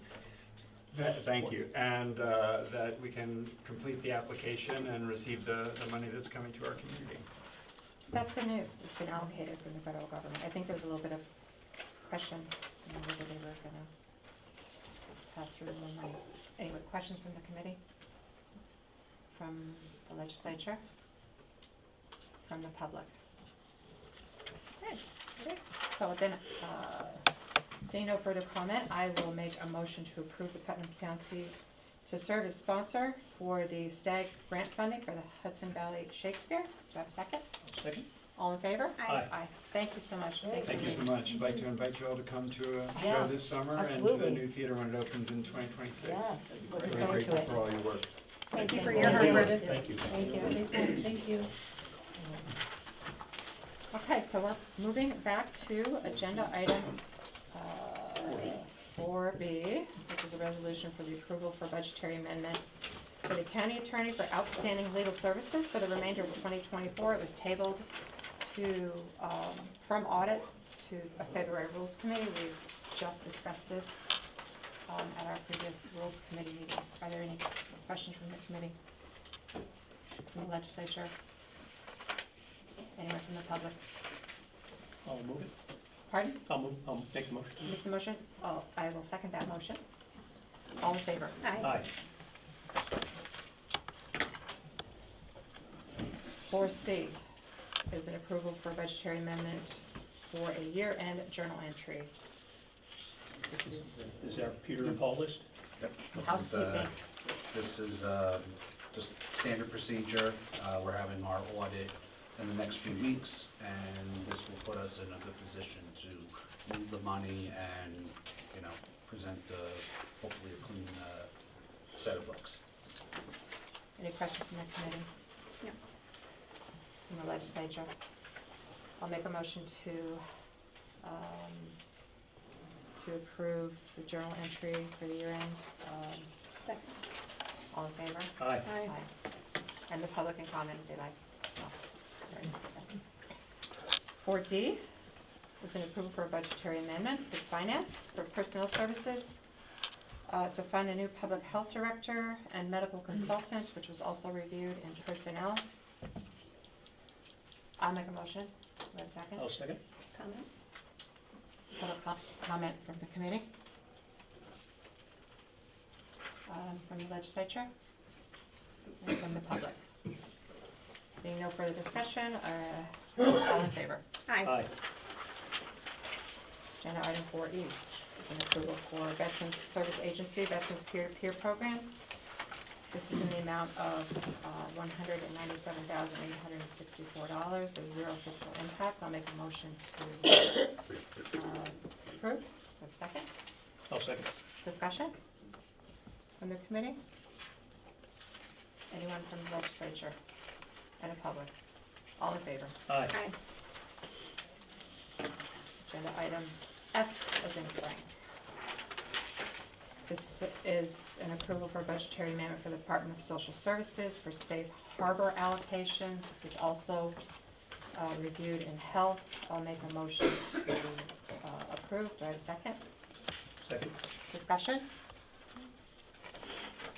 This is in the amount of $30,000. This is for safe harbor. Anyone from the legislature? Anyone from the public? All in favor? Aye. Aye. Agenda item G. This is an approval for the Department of Social Services and Mental Health expenses other than personnel for Child Advocacy Center.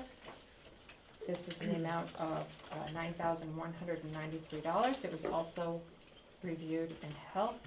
There's 0 fiscal impact. I'll make a motion to approve. Do I have a second? Second? Is there discussion on this item? From the legislature, from the public? All in favor? Aye. Agenda item H, approval for budgetary amendment for the Department of Social Services and Mental Health. This expenses other than personnel for Child Advocacy Center, which was also reviewed and held. This amount is in the amount of $23,157. There's 0 fiscal impact. I'll make a motion to approve. Do I have a second? I'll second. Any questions from the committee, from the legislature, from the public? We did discuss these at length in health, so all in favor? Aye. Item number I is an approval for the Department of Social Services and Mental Health. This is for a Code Blue application received from the Office of Temporary and Disability Assistance. The amount is $26,994. This is in our contract signed. There's 0 fiscal impact. I'll make a motion to approve. Do I have a second? Second. Discussion. Any legislators or the public? All in favor? Aye. Aye. 4J is an approval for a budgetary amendment for the Department of Social Services and Mental Health to include administration for community living ARPA Adult Protective Services grant allocation. This is in the amount of $15,337. This is for computer equipment. There's 0 fiscal impact. I'll make a motion to approve. Is there a second? Second. Discussion? Legislature? For the public? All in favor? Aye. Moving on to agenda item 4K. This is an approval for the Department of Social Services and Mental Health. This is to reflect adjusted state aid levels in accordance with the New York State Office of Mental Health Authorization. This was again reviewed in health. This is in the amount of $488,973. There is 0 fiscal impact. I'll make a motion to approve. Is there a second? I'll second. Discussion from the legislature or the public? All in favor? Aye. Aye. Agenda item 4L. This is an approval for a budgetary amendment for the Department of Social Services for the 2024-25 New York State Rental Supplemental Program allocation. This was also, again, reviewed in health. This is in the amount of $39,018. There's 0 fiscal impact. It's also reviewed in health. Jim? No, I just wanted to make a general statement. Yeah, please. On all of these items that you see, in which there's several, I mean, the DSS department does their best.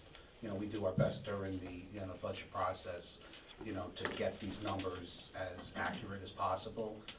Conservatively, we use last year's as a baseline, and then once they get their allocation letters, which you see on all these attachments, that's why you're seeing so many of these budgetaries. So, but again, 0 fiscal impact. Yeah, if I could comment on that, I agree with the Commissioner. Perhaps more than any other department, our Department of Social Services gets I'll describe it as a bird's nest of different funding sources, some of which are come at the beginning of the year, some come at the end of the year, some don't come at all.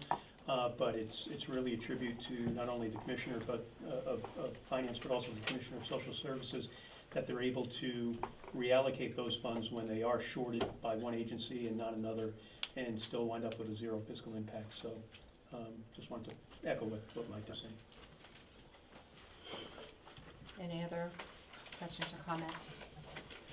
I will make a motion to approve. Do I have a second? Second. Any further discussion? All in favor? Aye. Aye.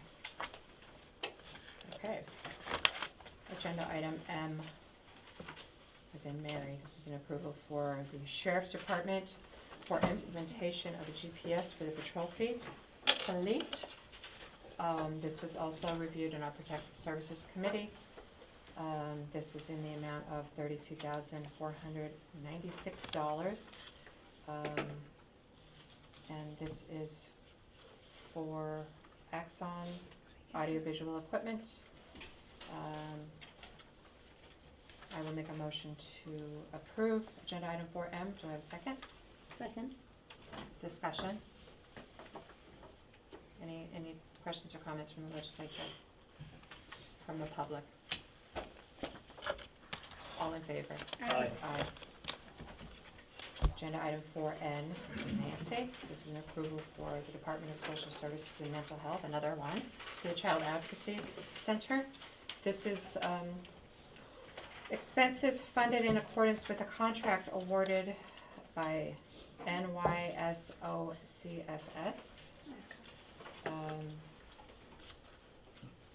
This is in the amount of $66,666. This was also reviewed in our Personnel Committee. I'll make a motion to approve. Do I have a second? Second. Is there any discussion? And Commissioner, please stop me if there's discussion that we need to have. I appreciate you jumping in. The only thing I guess I can add on is that it went to personnel because there's these 4 items that are, retention, one-time, retention bonuses. It's actually part of the grant. That's why they got it. So I think they made their case. It's a well worth the funds to be able to keep the special victims positions and give them bonuses. All right, any other questions from the legislature or the public? All in favor? Aye. Aye. Agenda item 4O is an approval for the Health Department for the Community Health Survey, which we had a wonderful discussion and a presentation of our Community Health Survey in our Health Committee. This is to in the amount of $48,000 with a 0 fiscal impact. This is increasing appropriations in the contract line and decreasing appropriations in the ATUPA and public health lines to cover the cost of the Siena College contract for the Community Health Survey. I'll make a motion to approve. Do I have a second? Second. Is there any discussion? All in favor? Aye. Aye. 4P is an approval for planning for a SAM grant for the Putnam County Veterans Museum Quonset Hut. This is, Putnam County has been awarded a SAM grant in the amount of $50,000 for the construction of a Veterans Museum at Veterans Memorial Park.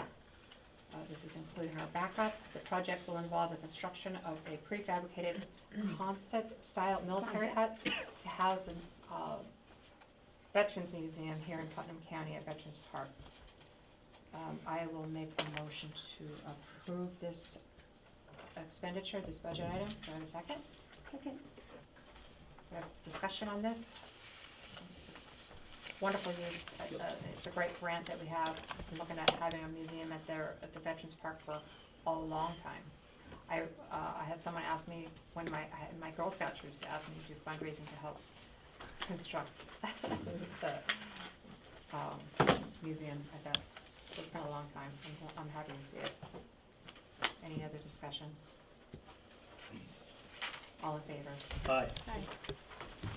Agenda item 4Q is an approval for budgetary amendment for DPW. This is for the East Branch Road over Haviland Hollowbrook Superstore replacement for the town of Patterson. Did you want to discuss this particular? Yeah, it was presented at the last meeting. The budgetary was to follow, and what this is doing is setting up the appropriation for the full amount of $611,578. of which 5% is the local match, and the difference is 95% federal. And So this that's one why does the have a, And there will be a fiscal impact of impact. $30,579, taking it out of contingency. I will make a motion to approve. A second? Second. Discussion. Any discussion from the committee? Any discussion from the public? All in favor? Aye. Okay, R is an approval for budgetary amendment for DPW for Peekskill Hollow Road over Peekskill Hollow Creek Bridge repairs. This is for the town of Putnam Valley. Did you want to expand on this one a little bit? Same, pretty much the same thing, 95% federal funded, 5% local share, and the $29,437 is coming out of contingency. Okay, I'm losing track. Did I make a motion already? No, motion. Do I have a motion? Motion. Second. All in favor? Aye. All in favor? Aye, yep. Okay, moving on to agenda item T. This is an approval for budgetary amendment for finance for the Legal Aid Society for the Indigent Legal Services. I'd like to entertain a motion to approve. I'll make the motion. Second? Second. Discussion. This is an increase in appropriation from Legal Aid Society in the amount of $592,296, zero fiscal impact. All in favor? Oh, discussion? Somebody? Anyone from the public? All in favor? Aye. Okay. We are moving on to agenda item number 5. This is for the Department of Social Services, projected costs through the end of 2024. That was also reviewed in health. This is to reallocate funds to cover projected costs at the end of the year. This is straight bookkeeping. Yep. This is in the amount of $346,831, zero fiscal impact. Do I have a motion to? Motion. Second. All, discussion? All in favor? Aye. Aye. Agenda item number 6 is the approval for the Department of Social Services for projected costs through the end of the year. This is almost exactly the same item. This is in the amount of $22,285. Do I have a motion I'll make the motion. from the committee? Is there a second? Second. Discussion? All in favor? Aye. Aye. Agenda item number 7, this is an approval for fund transfer for finance for funding for the ratified CSEA contract that was reviewed in personnel. Do I have a motion to approve? Motion. Second. Discussion. Did you want to add anything to our discussion, Commissioner? Just, this represents the retro accrual for 24 and 25 to get everything up to speed, and you have to factor in the additional fringe benefit, which is the FICA, which, you know, the delta is 1.5 million. And just to be clear, this amount was budgeted. The amount was put into contingency, moved out of contingency, and now will be funded in these appropriate orgs. Okay. Any question from the committee, from the legislature, for the public?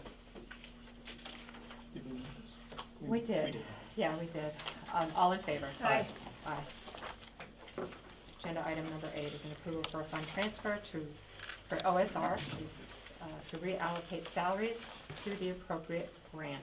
This was also reviewed in personnel. Do I have a motion? Motion. Second. Discussion. Chair, I was able to see fiscal manager DeMarchi talk about this. It is bookkeeping, but in the same breath, it's imperative to get it done now so that we're setting ourselves up when we do the 2026 budget. All the orgs and the objects will be, properly aligned, and they'll be aligned with the grants as well, which I think he spoke about.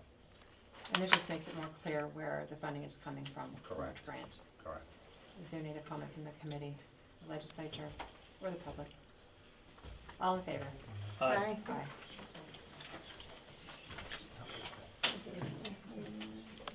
Number 9 is a discussion. We do have backup. We have, yeah, that should be 9. So number 9 is a discussion.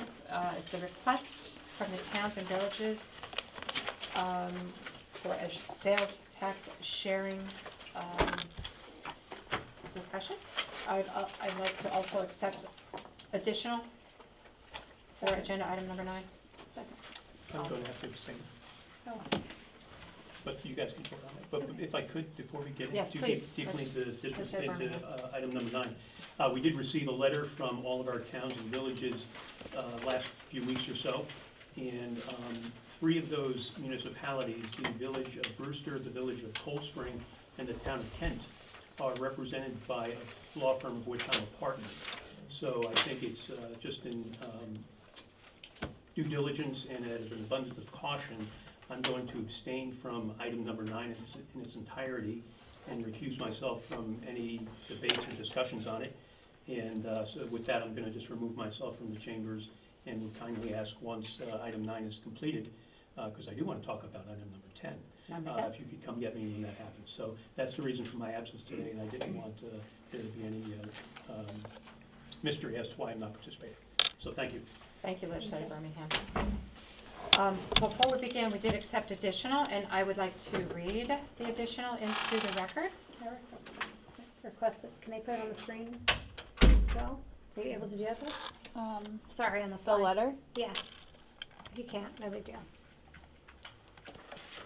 I can read this. Came early this afternoon from Kathleen Foley, who's the mayor of the village of Cold Spring. And I would actually defer to Legislator Montgomery if you'd like to read this into the record. Sure, I'll paraphrase it. I won't read the whole thing unless you really want me to. And I No, would also just whatever you, I'll give you request that. that my February 5th response email be included in the record too, which I don't feel the need to read. You all saw it, and I just would like it to be included in the record as part of this discussion. Sure. And if we can print it out and do that at a later date to include the packet for the full. I know what you meant. Yeah. You're not reading it, I mean, because, we're audio, Yeah. that's really into the record. Well, I wrote a response to the towns and villages that you got to their request to have this discussion and their wish to share the sales tax.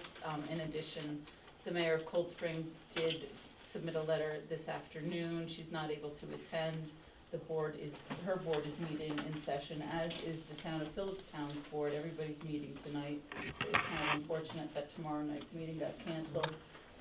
She strongly encourages the legislature to request the continuation of authority to levy the additional 1% sales tax and to share the income that 1% generates with our towns and villages. The legislature seems to identify two distinct populations. The legislature seems to identify two distinct populations, county taxpayers on the one hand and town and village taxpayers on the other. In reality, these populations are one and the same. The legislature, the towns, and the villages can work together to benefit the taxpayers at every level. They've missed the opportunity to offset local property tax bills with the steady, sure flow of income that comes generated by the sales tax within our own towns and villages. The county's surplus has grown year on year with significant reserves adding to our reserves. The towns and villages work really hard to stay within the local property tax cap, trying to keep their communities affordable for residents of all ages and incomes. Sales tax revenues would be an important offset at the local level. Towns and villages are struggling to finance major capital projects to repair and upgrade aging insufficient infrastructure. Costs rise year on year, but the property cap limits our ability to raise sufficient funding needed for major projects. Sharing the county sales tax revenue with municipalities would provide an important alternate source for project costs and would allow us to keep local property tax increases at bay. That means benefits and savings for our shared constituents.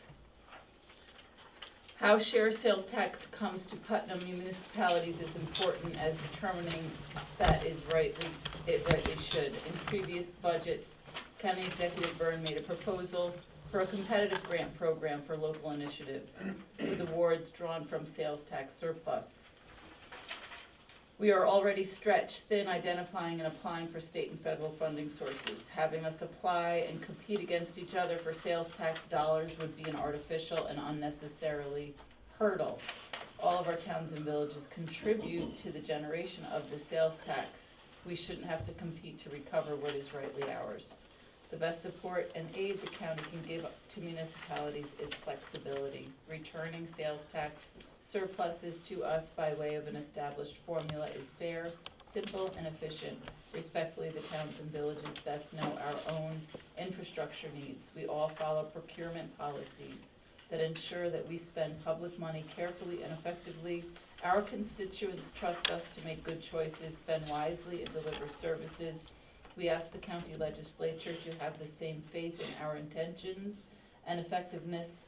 Resident quality of life, public safety, and public health in our towns and villages are good and appropriate investments of the county sales tax resources.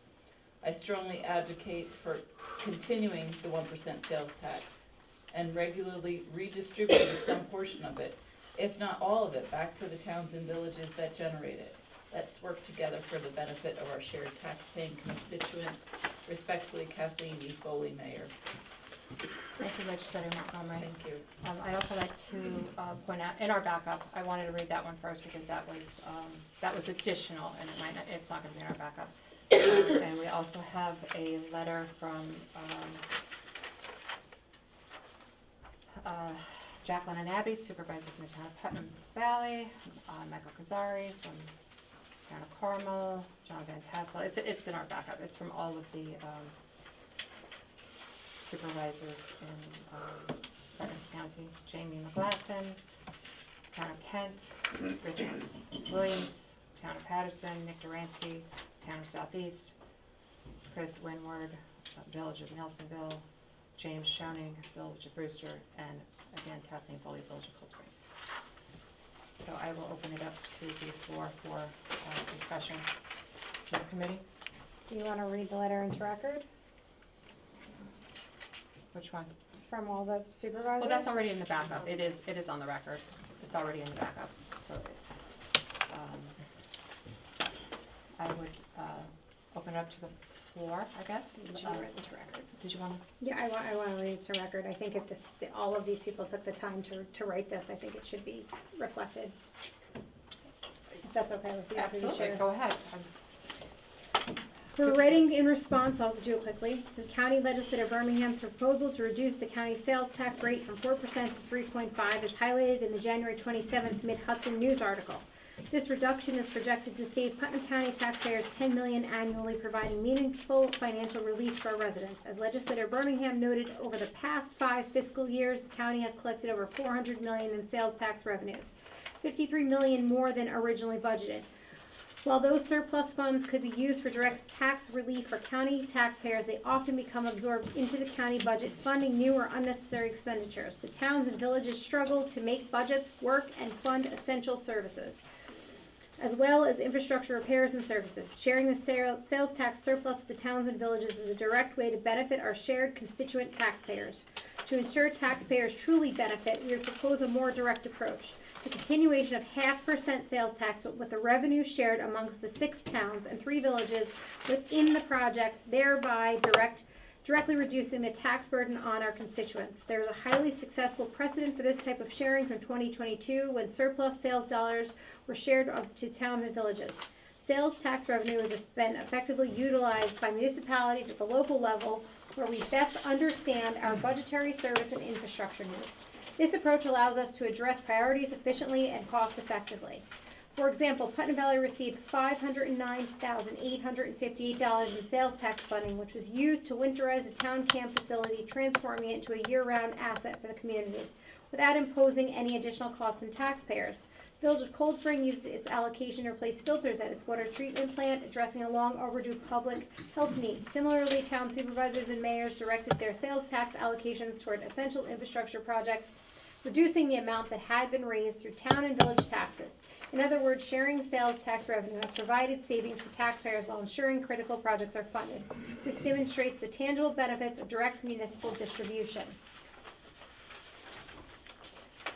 We fully support the initiative to share the 0.5% of the county sales tax and welcome further discussion on how to maximize these savings for the direct benefit of taxpayers in our communities and villages. Sincerely, all of the above that Chairwoman Sage spoke of.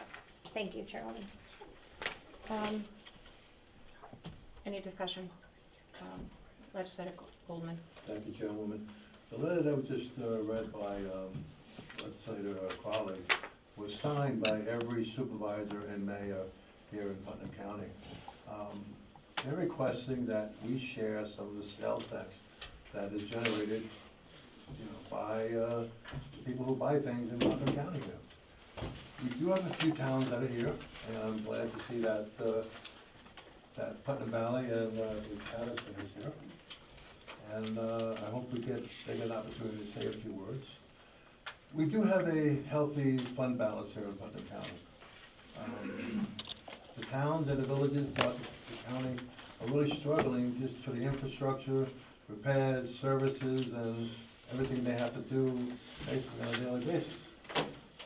The citizens of Putnam County, they don't care what pocket the money comes from. Comes from my left pocket, my right pocket, doesn't really make a difference.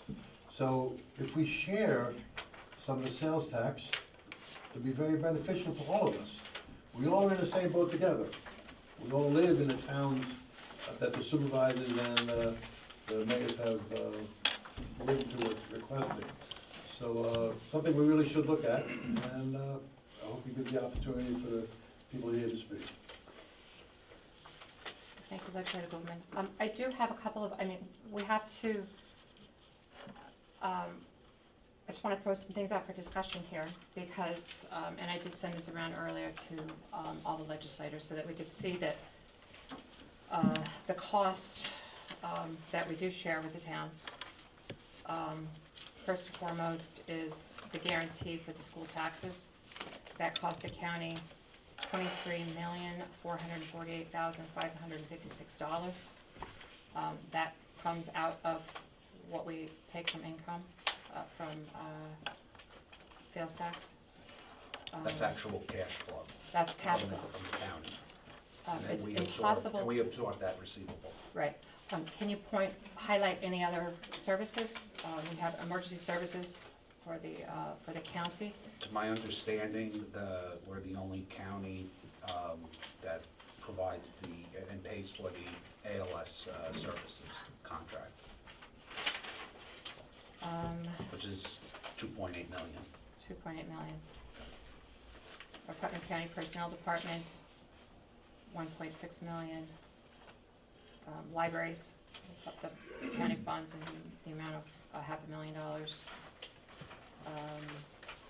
And community college in the amount of $4.1 million. There are a couple of counties throughout the state that actually charge back the towns and the villages per jurisdiction. So we don't do that. We absorb the full 4.1 million. So those, in this particular spreadsheet, adds up to about $35 million, and our sales tax is approximately $79 million. So it's not to say that we don't share with our towns. I think it's important that we do. Anyway, I just want to throw that out for discussion. Is there anything else that you'd like to, Legislator Yonke? Yes, I've got some comments. As far as Mayor Foley, her letter, just respectfully, it says that the legislature seems to identify two distinct populations, county taxpayers on the one hand and the town and village taxpayers on the other. I don't see our taxpayers as town taxpayers or county taxpayers or school taxpayers. They're all taxpayers. If you reside in the county, even if you're not a property owner, you are a taxpayer. If you live here, buy gas, you're a taxpayer. So I don't personally look at different populations. My background as an assessor, I've been listening for 36 years to taxpayers talk about the tax burden, and most of it falls from the school district. Right? We all know that. We're talking about a surplus of revenue that we're sitting on. All right, I called my town supervisor after reading this letter. When he returned my call, he said, I want my 0.5%. So willing to have dialogue with him. I said, okay, what do you want to do with it? There was a long pause, followed by, I don't know. Right, so the letter from the supervisor talks about the county, they often become absorbed, the funding becomes absorbed into the county budget, funding new or unnecessary expenditures. That's offensive. We're very careful about the money that we spend here at the county. I've got a town supervisor who wants the money, but he doesn't know what it's for.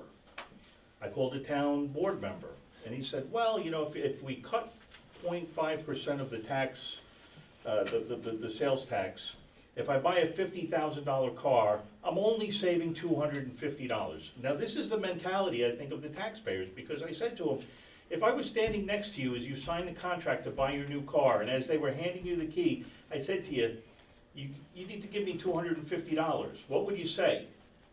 What for? Well, it's a tax. It's only $250. We keep taking money from our taxpayers. When do we stop taking the money? We're sitting on a surplus. We are funding necessary projects. We're sharing our revenue and funding the ambulance, community college. We are working with the towns.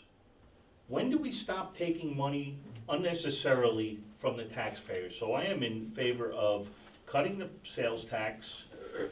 I think there's room where we can cut property taxes again. Nobody's mentioned the fact that the county executive 2 years ago wanted to create a fund of $500,000 to reward or to dish out grant money to the towns. And we stopped that, and we cut property taxes by $500,000, which carried over for another year. So it's $1 million that we gave back to the taxpayers. I feel good about giving money back to the taxpayers. I wish the school districts felt that way and were as careful with their spending as we are. And so I'm sorry I feel that way, you know, to the towns that are out there, but it's all our money, it's all our taxpayers' money, and I don't think we should take it when we don't need it. Just for clarification, one second, Ms. Montgomery. I just want to also point out that on top of the shared services that we do provide, the county is mandated to provide services to the taxpayer. These are not always funded by Albany, hence the term unfunded mandates. The county is taxed and we're responsible for paying these. These are things that the towns do not have the burden of paying or budgeting for. And as you could see from our last committee meeting, or the previous audit, there's a lot that we have to budget for that we may or may not get the funds for. So that's something that we have to use our tax income to provide. Our county is holding the bag for any new requests made by the state of New York. I'd also like to point out that with changes at the federal level, we have no idea at this time what further mandates will come down from Albany that will be required to pay for. We don't know what the federal government is going to cut next and say, sorry, state of New York, you're going to have to pay for this, and it's going to come right out of the county pockets. If federal dollars are cut, you can bet that the state is going to come and ask for more of those unfunded mandates from county dollars. I did want to make that point, and Legislator Montgomery, go ahead. I'm sorry. Thank you. So to your point about all of the services, and thank you for that spreadsheet, it was really helpful. Like over the years, I've never had it all in one place. And, you know, I do, when people ask me and we talk about this issue of sales tax, I do bring up all of the things that the county does do. And a lot of them are hidden. A lot of people do not know what the county does. And it is very, very impressive. But the fact of the matter is that we've always done that. And the sales tax revenue increased, and we surpassed our budgeted expected sales tax starting in 2019 when they passed the Wayfair Act. We provided all of these services way before the Wayfair Act was passed, way before we were seeing overages of 17 million, 16 million over what we budgeted, 12 million, 7 million. So to say that we shouldn't share sales tax revenue with you because we provide all these services. We've always provided these services way back, even when we didn't have a surplus. We weren't over in our budgeted sales tax. There's 62 counties in New York State. Putnam County is one of very few, a handful of counties that does not share sales tax. And I know I went through this previously, but I'll go through it again. And to Legislator Yonke's point, I could name a number of items that my towns and villages would like and have expressed to me, and I've brought those items to you over and over again, because the sales tax revenue that's generated for Putnam County does not help with the impact on the towns and villages, and or greatly impacted with tourism, and that's generated by the number 3 item on the taxable sales by category. Number 3 on the taxable sales by categories, restaurants and other eating places at $149,432,011. Now, I can't express unless you come over and see the garbage that is generated by restaurants and other eating places on our tiny village. And all I asked for over the years was $2,500 to supplement the village's budget to help them with their garbage removal. Dutchess County, all 3.75%. The county retains 82.74% of its sales tax and distributes 5.41% to the city of Poughkeepsie, 2.35% to the city of Beacon, and 9.5% to towns and villages based on town population. These formulas are in place. We wouldn't even have to make it up. Villages receive a portion of the town's share based on property value. From 2023 to 2032, the county retains $300,000 annually from the city of Poughkeepsie share in order to recoup a $3 million sales tax advancement made to the city from the county share in 2022. In Westchester, the first 1.5% is retained by the county, an additional 1%.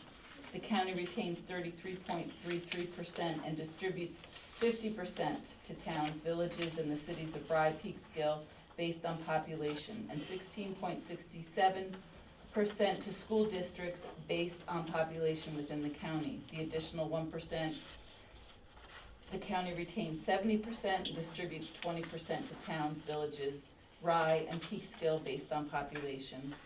An additional 0.5% is again distributed to towns and villages. This is for the overages, and you can get all this information on the NYSOC. Rockland County, the same thing. I think it's Rockland County that gives their percent of their sales tax overages to their cities that have police departments.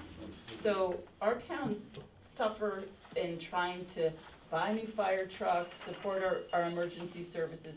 I know our bureau does support our local fire departments and ambulance corps, but I don't see that they're buying fire trucks and infrastructure and all of the equipment that's necessary to maintain these really expensive departments that our towns and villages have to maintain on tiny budgets. So, I mean, you saw my letter. I hope it will be submitted for the record. I have all of these notes. It's a very important issue to me that I've been talking about for a very long time here. I believe that we can at least share some of the 1% with our towns and villages. Thank you. Legislator Crowley. So I wanted to talk about, I know there was a survey that went around that was done by the county executive, and I think it's important that we look at that. There were 822 participants. 591 of them pushed for a property tax alleviation, and 156 people pushed to give it back to the towns. That's 747 people leaving, out of the 822, leaving 75 other people to push it into renewing the sales tax, or I forget what the other category was. So, I mean, either way, whether it's relieving property tax or giving back to the towns, if we relieve property tax, we can do it in a way where a portion can go back to the towns, or giving it back directly. I think it's important that we recognize what the people have chosen. They've spoken. There was a significant amount of people that have made this decision. I don't know if that's necessarily the proper vein to pull it out of, but I do think that we need to create some sort of give back, whether it come, like I said, from property tax alleviation, but we do need to give back something to the towns to help, because if we don't do something as far as, you know, giving the taxpayers some relief, even if we do give them relief, we're gonna end up paying for infrastructure in the end. So it really kind of balances each other out. So regardless of what vein it comes from in our county, at some point it has to make it back to the towns and to the people. Legislator Adjournment, yeah. Thank you. The property tax portion, the county tax portion of property is 9%, is that correct? Yes. So that is the lowest portion of the tax bill. So for every 100,000 of assessment, it's $90 for the taxes. It's the school taxes that burden, Correct. big burden, And then we have to make them whole when. right, when they don't pay. I wish Just that- Go ahead, No, no, go please ahead, go. Commissioner, go ahead. No, I mean, I just want to, you know, and I respect everybody's discussion on this. I just want to just throw things out here. Now that you have 4 bargaining units that have now settled, I just did the back of the envelope for 2026. With fringes, we're looking at approximately $1.8 million for these 4 bargaining units, and assuming that management will get a COLA as well. A conservative 7.5% for retirement and health, and I personally think it'll be more, but just conservatively is almost shy of $2 million. So you're almost at, you know, $3.8, $4 million just on those items alone. Let alone we can't control FMAP, we can't control the colleges, we can't control, these are all mandated costs. So these things need to be, you know, factored in. And as I've said, and, you know, yes, we have taken the surplus, but I feel that we have reinvested a lot of that money into our capital infrastructure. And I think that there's an appetite now to invest in your human infrastructure, if you want to say, you know, because we obviously have a problem here where, you know, salaries are not competitive. The health insurance is not competitive. You have somebody that, you know, gets hired, you know, or gets offered a job for $50,000, but oh, by the way, you got to pay 30%, you know, health insurance. And I think that's another problem. So I know that there's a committee on that, and they're working on, you know, doing those number crunches. And as I've mentioned before, you know, with our capital plan over the last 2 years, which was, I think, approximately $14 million, by paying the general, you know, out of the general fund, we probably have saved the taxpayers probably over a 15, 20-year life of those bonds, probably $5 to $6 million.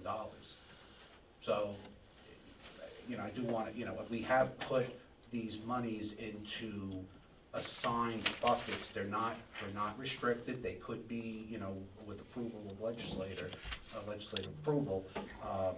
We could use it for other stuff, but, you know, we are, with the auditor's recommendation and presenting to the legislature, we are putting money into capital. We are putting money into our our retirement reserve. We're putting money into, you know, other types of, you know, coffers that, you know, in case, you know, the economy, you know, tanks, we have certain things.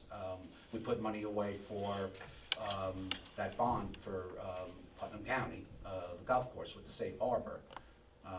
You know, my estimation is that that's gonna be about $5.5 million outstanding, of which about 2.5 of it will be the golf course. Maybe there'll be an appetite to maybe pay down the entire bond, all right, at that time of maturity, because you can only do it in one shot, and save the taxpayers money that way. One other thing that I just wanted to mention, and it is in the additional, is that over the last few years, you know, we have the ability to raise, you know, taxes. Of course, you know, through the tax cap legislature. But because of, you know, the hard work with the administration and the legislature, you know, we've kept it either flat or even lowered the tax levy. And if you look at the back of it, there's a tax cap calculation. Cumulatively since 2023, we've kept $5.7 million, you know, and we've given that back to the taxpayer, you know, in their pocket. So we could have, you know, raised taxes, we didn't. So I just wanted to point these things out. There'll be, you know, cumulative costs, you know, now, especially with our bargaining unit settling. Legislator Goldman. Thank you, gentlemen. You mentioned, Commissioner, you mentioned health insurance. Is that the cost today or 3, 4, 5 years down the road? That's just an estimate for 2026. Okay. I Do mean, you have any idea what the cost will be next year, 5 years from now? I mean, More. you I know, understand that. yeah. You know, you have to understand, there's census data, and then maybe that's more of a Paul Eldridge question, but I mean, it you know. I get it. Yeah. You know what the cost of health insurance will be next year or the year after? Not really. What I can tell you is that right now, a family plan is $41,000 for Yeah, 9 shifts. right. And I'm glad you mentioned that, because we currently have a Putnam County Employee Insurance Review Committee. Do you have any idea what they're gonna come up with? Probably spend more of the taxpayer money to benefit the employees, correct? Do we have any idea how much that will cost this year, 5 years down the road? Not really, right? Okay.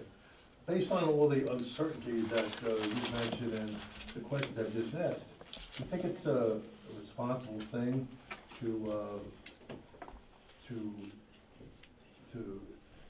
keep the money that we have, or to get rid of sales tax, or whatever the case may be? I mean, you know, I'm conservative, you know, that's my opinion. I think you can give it back, you know, with property tax. That's just my personal opinion. But I do want to make that clear that, you know, it's not like the county, from my perspective, it's not like we're hoarding any money or anything. We're trying to reinvest in infrastructure and now take care of the problem that we're having in the health department and, you know, all that kind of stuff. Thank you.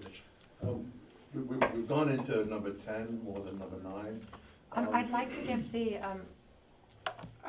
give Legislator Yonke a moment to and I really want to hear from the town supervisors, because they've been waiting this whole night, and this is for them. This is their discussion that they want to be on. Thank you. So I'll make it Legislator Yonke. very quick. You just said you'd like to see it returned, whatever, if there was something to be returned, we're returning the property tax. Why not both? The property tax and give people a break on sales tax. You don't have to answer, Mike. No. I would like to address the survey. This is the least scientific survey I've ever seen in my life. Okay, there's nothing that stops somebody from voting 100 times. It's not tracked to an email. It's actually a push-pull. The most important question is, if given the option, which of the following would you prefer? There's no option that allows for both sales tax and property tax. And I think that's where we would get most of the response. Legislator Montgomery's point about giving back to the towns, that the formulas are in place by population. I would make the argument, because we have heard Legislator Montgomery make the argument over time that because of the tourism in Phillipstown, they generate a lot of the sales tax. I've really never brought it forward because we are in this together.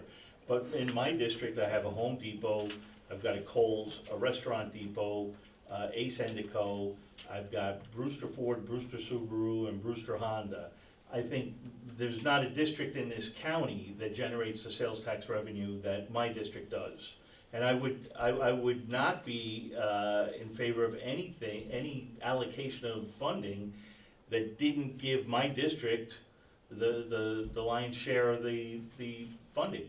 It shouldn't be by population. If we're generating it, it should come to my district. But thank you. With that, I really want to, it's getting late, it's almost 10 o'clock. Can we let the supervisor speak? I don't want to cut you off, Legislator, if you want to say something. Thank you. I'm glad that Legislator Yonke mentioned the separation of the western side of the county and the eastern side of the county. Yes, you do have more industry over there, and in your neck of the woods. We don't have the industry in Putnam Valley. For years, I've been talking about services that are not being offered on the western side of the county, but are being offered on the eastern side of the county. And it's always kind of like, you know, there's no response. So I would be in favor of getting more services to be equal, you know, from the western side of the county and the eastern side of the county. And if we could do that, then we could talk about, you know, maybe your area getting more sales tax. But first, we have to improve the services on my neck of the woods, so we are equal with the middle of the county and the eastern side of the county. So that, I think what Legislator Yonke's talking about and what you're talking about are two different things. You're talking about services from the county, and Legislator talking about money, Yonke's I'm talking talking about about services. industry That's and the same business. thing. So I think that's up to the towns to be able to approve businesses and get them in the towns. Can I just say something quick? Car sales tax goes back to the county in which the person purchases it from. So it doesn't matter if you're buying it from your town, it's going back to Dutchess or Putnam or Danbury, Connecticut, wherever they buy it from. So it's not relevant that it's in your town. It goes back to wherever the person lives. So if they are living there, it's great. But if they don't live there, it goes back to their county. But the dealerships are nonetheless in the town, I and understand. most of the people buying from those dealerships are Putnam County residents. You don't have a factual survey, just like I didn't have one. So I just want to point that out. Like I'm just saying. I still have Home Depot, I still have the Restaurant Depot, I've got the Highlands, I've got Ace Endico. Yay for Take corporate 'em away. America. Don't Take 'em take away. care of the little guy, take care of the Okay, corporations. so, Take the car dealerships I would like away. to hear from the town supervisors who've come out this evening. I think it's important that your voices Much are for the heard, little guy. and, I see Supervisor Anabi. Huh? Yeah.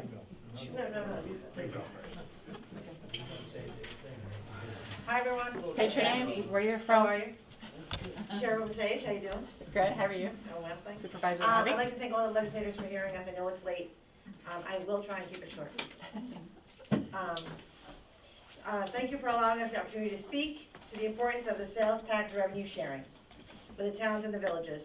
The distribution of county sales tax back to our towns and villages is not a request for something new or unprecedented. It worked in 2022. That year, sales tax revenue was shared with towns and villages, and in Putnam Valley, we used those funds to repair vital infrastructure and create a much-needed recreational space, all without increasing the tax burden on our residents, proving that when tax dollars stay local, they make a direct and lasting impact. We are here requesting a portion of those funds be returned to the towns and villages, permanently or temporarily, every other year.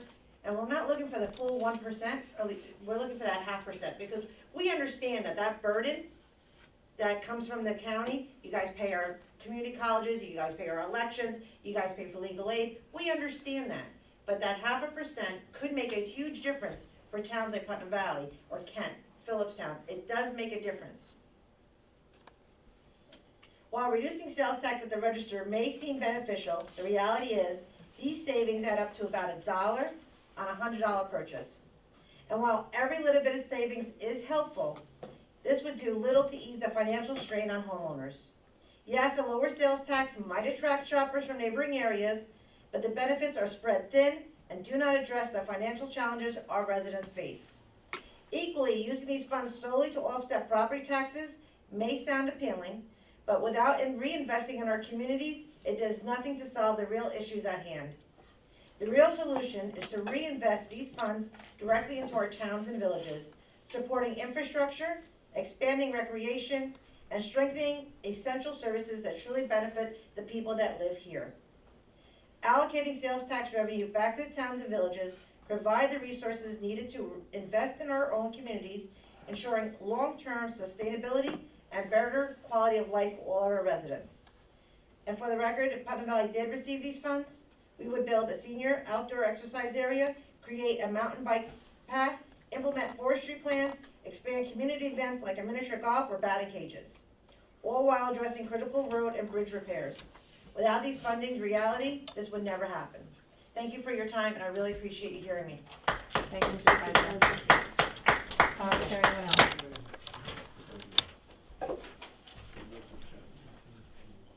Welcome. Thank you. Thank you all for hearing us on this issue tonight. My name is Richard Williams. I'm sure you all know me. I'm going on my 10th year as supervisor in the town of Patterson.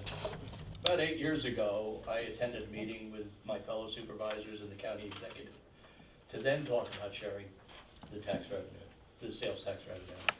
And at that time, in recognition of what the county was doing for the towns, I was not in support of sharing the sales tax revenue. But things have changed. New York has changed. I can tell you my taxpayers are stressed to the max. I can't push them that much farther. And yet the mandates, the unfunded mandates from New York State, they keep coming. Last year we had to deal with PFOAs, PFOSs. We had to deal with lead pipe and doing surveys. We got handed an MS4 program, which I've estimated is going to cost the town of Patterson, when fully implemented, about $250,000 to $300,000 a year. And that's all getting pushed on my property taxpayers. I need a revenue source that doesn't punish my property owners. Sales tax doesn't do that. Sales tax is a user tax. It was brought up about the car and somebody paying an additional tax on a car. They have a choice as to whether to buy that car and pay that sales tax or not. Unfunded mandates have to get paid for by the property owners. They don't have a choice. And New York State just keeps throwing more and more things at the towns. I'm currently wrestling right now with 3 different new laws that just came into effect, which are all going to cost the town of Patterson, additional funds. There's got to be another source of revenue for the towns other than just the property tax. So I would urge you to consider that. I would love to have a further dialogue on this to see what we can do. If you'd like to do that, I would encourage it. So thank you. Thank you. Thank you, Supervisor. Anyone? Christian Russo. Good evening, everybody. Christian Russo, Town of Putnam Valley. Thank you, Madam Chairwoman, and the rest of the legislature for allowing us to speak here tonight. Putnam County is a little unusual. We're one of 11 only one of 11 out of the 57 counties outside of New York City that don't share the sales tax revenue. All the surrounding counties around us, Dutchess, Rockland, Orange, Westchester, they share sales tax revenue. This lack of sales tax revenue sharing is a significant loss of funding for our local communities. The towns and villages are working very hard to find funds. We are struggling to make our budgets and fund these essential services as well as infrastructure repairs and our services. our town supervisor stated, we are proposing the continuation of the 0.5% sales tax, but have this revenue shared among the 6 towns and villages. This approach would allow our municipalities to apply these resources toward critical capital projects and directly reduce the tax burden on our constituents. So I'm asking that you guys please reconsider this. Thank you. Thank you. Commissioner, I don't have the packet in front of me, but there is a rule where counties that don't have cities do not have to, you have the matrix, but they do not have to share the sales tax. So there is a reason. do you mind if I just read that? Yeah, go I'll ahead. just, You have other people that want to speak. Pardon? You have other people that want to speak. I know, but just address it. I'm Okay. just addressing the sales tax sharing. There's 57 counties in the state of New York. By law, there are 21 counties that don't have cities that are not required to share sales tax. There are 36 counties that have cities within their borders that are required to share sales tax. So of the 21 counties that are not required to share sales tax, there are 11 counties that don't share with their towns, and there are 10 that do. So it's pretty evenly split for those who are not required to. And with that, I'll ask anyone else from the, please state your name again. I'm terrible with names, I apologize. I think it's been 2 hours. I know, it's been a long, right? Welcome. I'm Bray Yaris, and I live here in Carmel Hamlet. I think I wanted to speak on this. This is one of the main reasons I came out here tonight, because we've heard from the county level legislators, and I appreciate all of those comments. We've heard from the towns. I like to give the perspective of just a private taxpayer, if I can. I live in Carmel Hamlet. As I've mentioned, Carmel Hamlet, as you all know, is part of the town of Carmel. A lot of conversation over here about the discrepancy in services and funds depending on what town you're in that actually exist right here in the town of Carmel, and I hope Legislator Crowley will back me up on this. In the town of Carmel, Mayapack gets the significant lion's share of funding, services, even just innovative ideas from its town board. To the point where if you drive down Route 6, when it becomes Route 52, and you get to right about here, you notice there's a massive difference between Mayapack and Carmel Hamlet. What we're talking about here, in the ability to share the sales tax, and I appreciate Chairman Yonke's conversation about the school tax being such a huge burden. Again, Carmel Hamlet, if you haven't heard about what happened in Carmel Central School District, and believe me, I was at a lot of those meetings as well. I think these two things shouldn't be mutually exclusive. I think that's a massive issue that needs addressing. But here, what we're talking about, and the commissioner has given a lot of opportunity and conversation about where givebacks have been to the taxpayer. The issue, and I think the town supervisor would agree with me, is that taxpayers don't provide infrastructure. We don't build, we don't get to do anything about the massive amount of vacant properties and dilapidated buildings that exist here in Carmel Hamlet. We don't, I'm not able to do that. I'm a behavior analyst. I work with special needs in the special needs community. I'm not building buildings here. This seems to be the only revenue source that would be a direct give back into that. Now, what I would say is I can't speak to the town supervisor of Southeast, but I've heard these two. I've had the opportunity to speak with Mike Kazari, our town supervisor, enough times to know infrastructure, and you've heard that now twice, 3 times, that is the core issue here. And it's unfortunate that our district legislator isn't here today, because he is the one person across the town of Carmel and the county that actually represents Carmel Hamlet. He is the only voice that we have, and his isn't here tonight. So I would like to use that opportunity to say, the Carmel Hamlet needs that infrastructure. I would even encourage the legislature to earmark these funds, and I hope you do give them back, that the town has to share those with not just Mayapack, but with Carmel Hamlet and the other towns and villages that need them. Infrastructure is a massive problem. It looks great in Mayapack. This town is falling apart. It's the #1 issue for the taxpayers that live in Carmel Hamlet. We're not getting the support from the town. We just aren't. This is our last resource. And it would give the opportunity, now knowing, if the residents here knew that the county was giving back that sales tax revenue to the town of Carmel, it would give our residents an opportunity to go to the town board and put even more pressure on them to share that revenue back with Carmel Hamlet. But you're our only hope. You're our last hope. And I just wanted to put that out there. We can't build infrastructure as a taxpayer. We need the towns and villages to do that for us, and it's lacking severely. Just take a drive, 2 blocks. You've already been here till, 10:30? Stay till 11. Just drive into Kent. Go take a dip in Lake Carmel. Lake Carmel is owned by the town of Kent. More revenue, that if you live here, you're not dipping a toe in there because it's coming out the color of the Seattle Seahawks. Okay, it's just a reality. Porta potty row. They're neon green, Chairman. Just to put that out there. You looked a little I know, I look puzzled there. confused. So I would just say that there is real issues that the towns are not able to either get to or they're neglecting because they lack the resources, and here's a prime opportunity to provide them with that. So thank you very much, and I appreciate the opportunity. Thank you. And anyone else? I just have to say, to your point, if I may. Sure. Thank you. To the point that we're not mandated to do this because we don't have a city, and I've heard that, just because we're not mandated to do something doesn't mean it's the right thing to do. We should do this for our towns. Okay. With that, we're having a late night and we have one more agenda item. Well, actually 2 more because we have other business as well. I'm going to move on to agenda item number 10, and I'm going to go get Legislator Birmingham back in. Brief recess.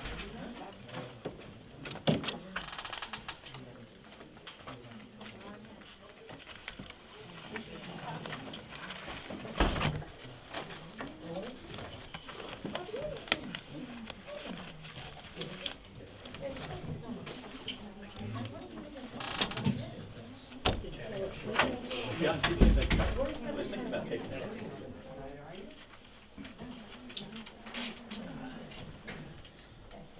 Thank you for tolerating my absence. Thank you. It wasn't easy. Sure, of course. So we haven't started 10 yet. We have not started 10 yet. I just said a brief recess Yeah, while we we do have, Yes, we're all done. recalibrate. We're done. and We're we leaving. have an 11 o'clock deadline. Yes. We do have an 11 o'clock deadline. Huh? I didn't pause this. Okay. So, Okay, okay, we're moving on. Legislator Crowley, we're going to Yeah. continue with our meeting. They're gonna vote. We running out of film? I think we're just, Yeah. we're not, no, because Dan is out. No, we're not So voting. we're moving on to agenda item number 10. Yes. We're not. Number 10. At 10 we're voting. Or if they're gonna approve the 1% extension temporarily.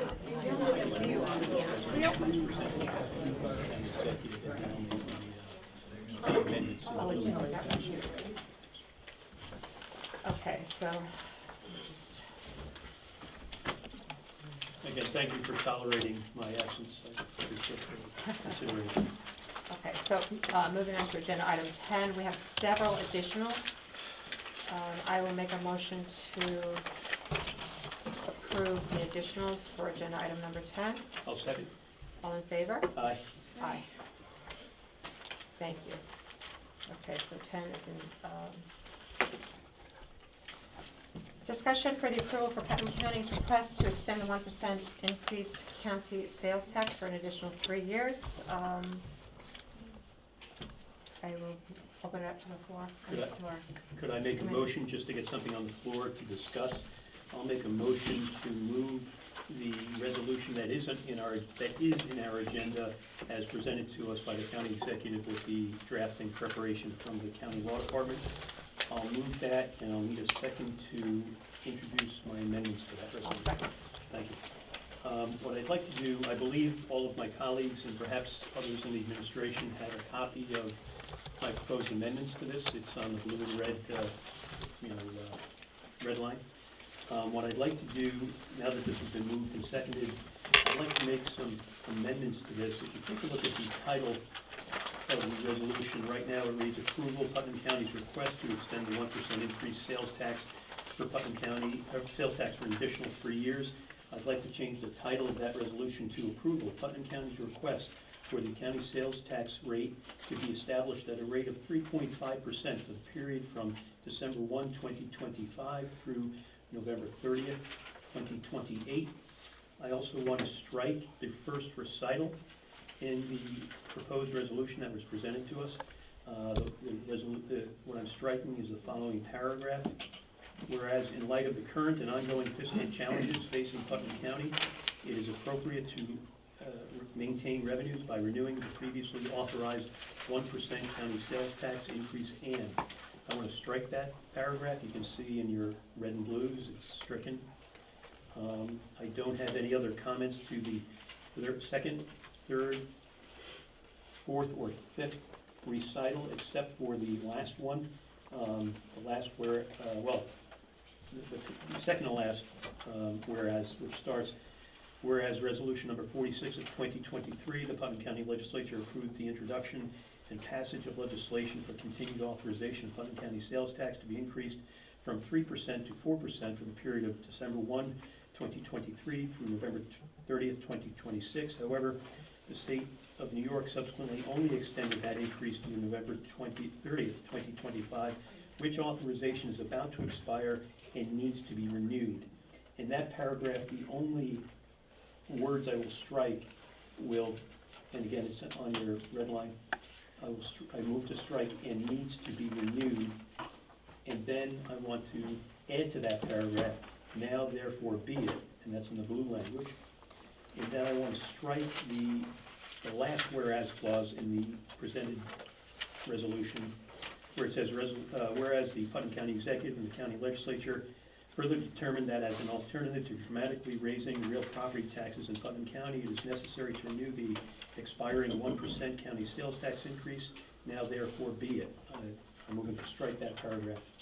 And my last amendment on this resolution is to change the first resolve clause to read as follows. Resolved that the Putnam County Executive and the Putnam County Legislature hereby support and request the introduction and passage of legislation authorizing Putnam County sales tax rate to be increased from 3% to 3.5% for the period from December 1, 2025 through November 30th, 2028, and be it, and then we continue on with the last resolve clause, which I'm not amending. So those are my amendments to that. If I could have a second, we could discuss them. A second to my motion? From the committee, we'll need that. On the committee? Yeah. Second, Thank you. to discuss the, The amendments to the proposed resolution. okay, discussion. So this is, what you are proposing is to reduce the sales tax by 0.5%. Is that what the sum of this Yes. amendment is? This is, it's worth discussing. Mhm. And I second it to discuss, but Sure. I think that's a lot to cut. Okay. I think that we have a lot of unfunded mandates and a lot of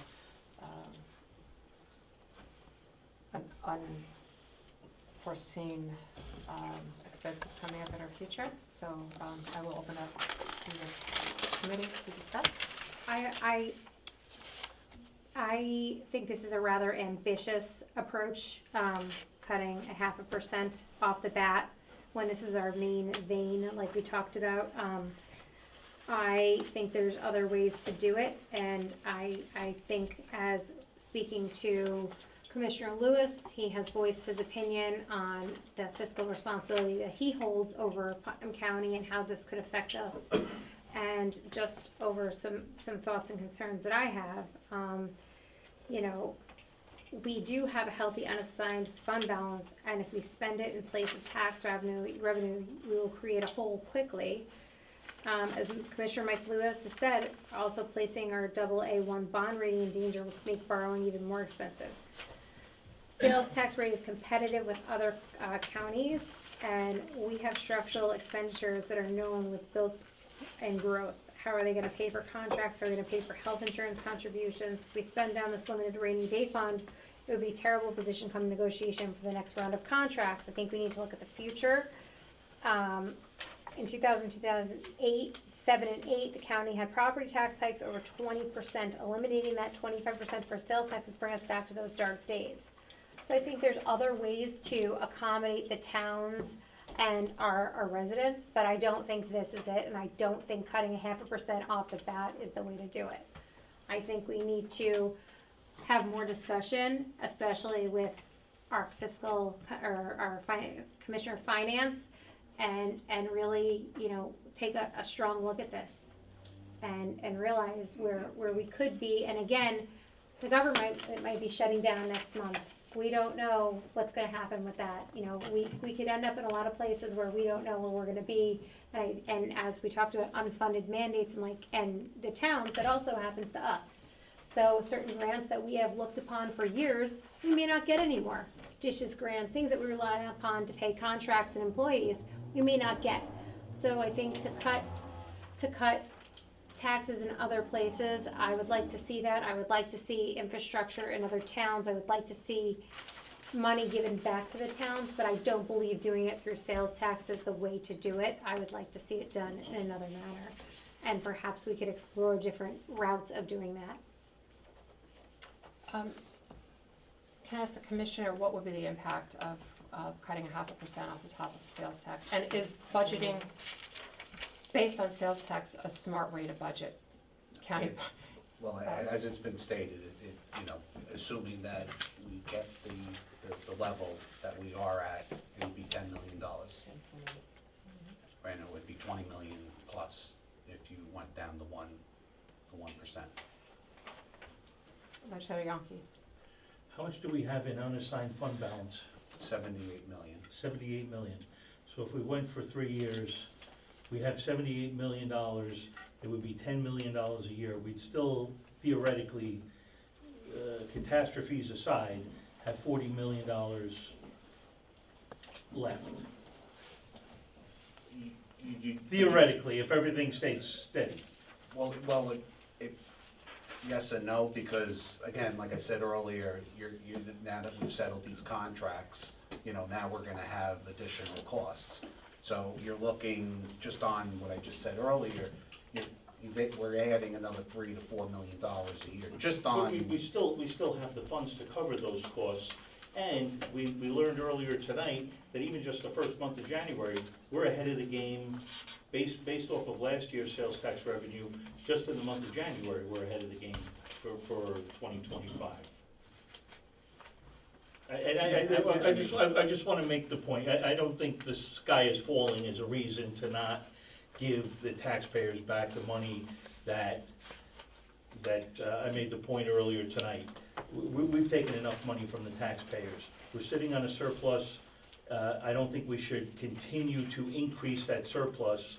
I think we need to stop, let the taxpayers take a breather, and we have the fund balance to cover the $10 million a year and whatever comes our way with union contract increases. Thank you. Legislator Birmingham. Yeah, just to echo a little bit about what Paul was talking about. He asked Mike, the question, what's our unassigned fund balance? And you're right, it's about $78 million. However, if we were to combine that with assigned and unassigned fund balance, it's closer to $134 million. And as we all know, you know, assigned fund balance isn't what it used to be as far as restrictions. Assigned fund balance, based on a resolution we adopted in 2015, merely just authorizes you to assign fund balance and unassigned fund balance as you see fit. That's a power of the legislature that we've delegated to you.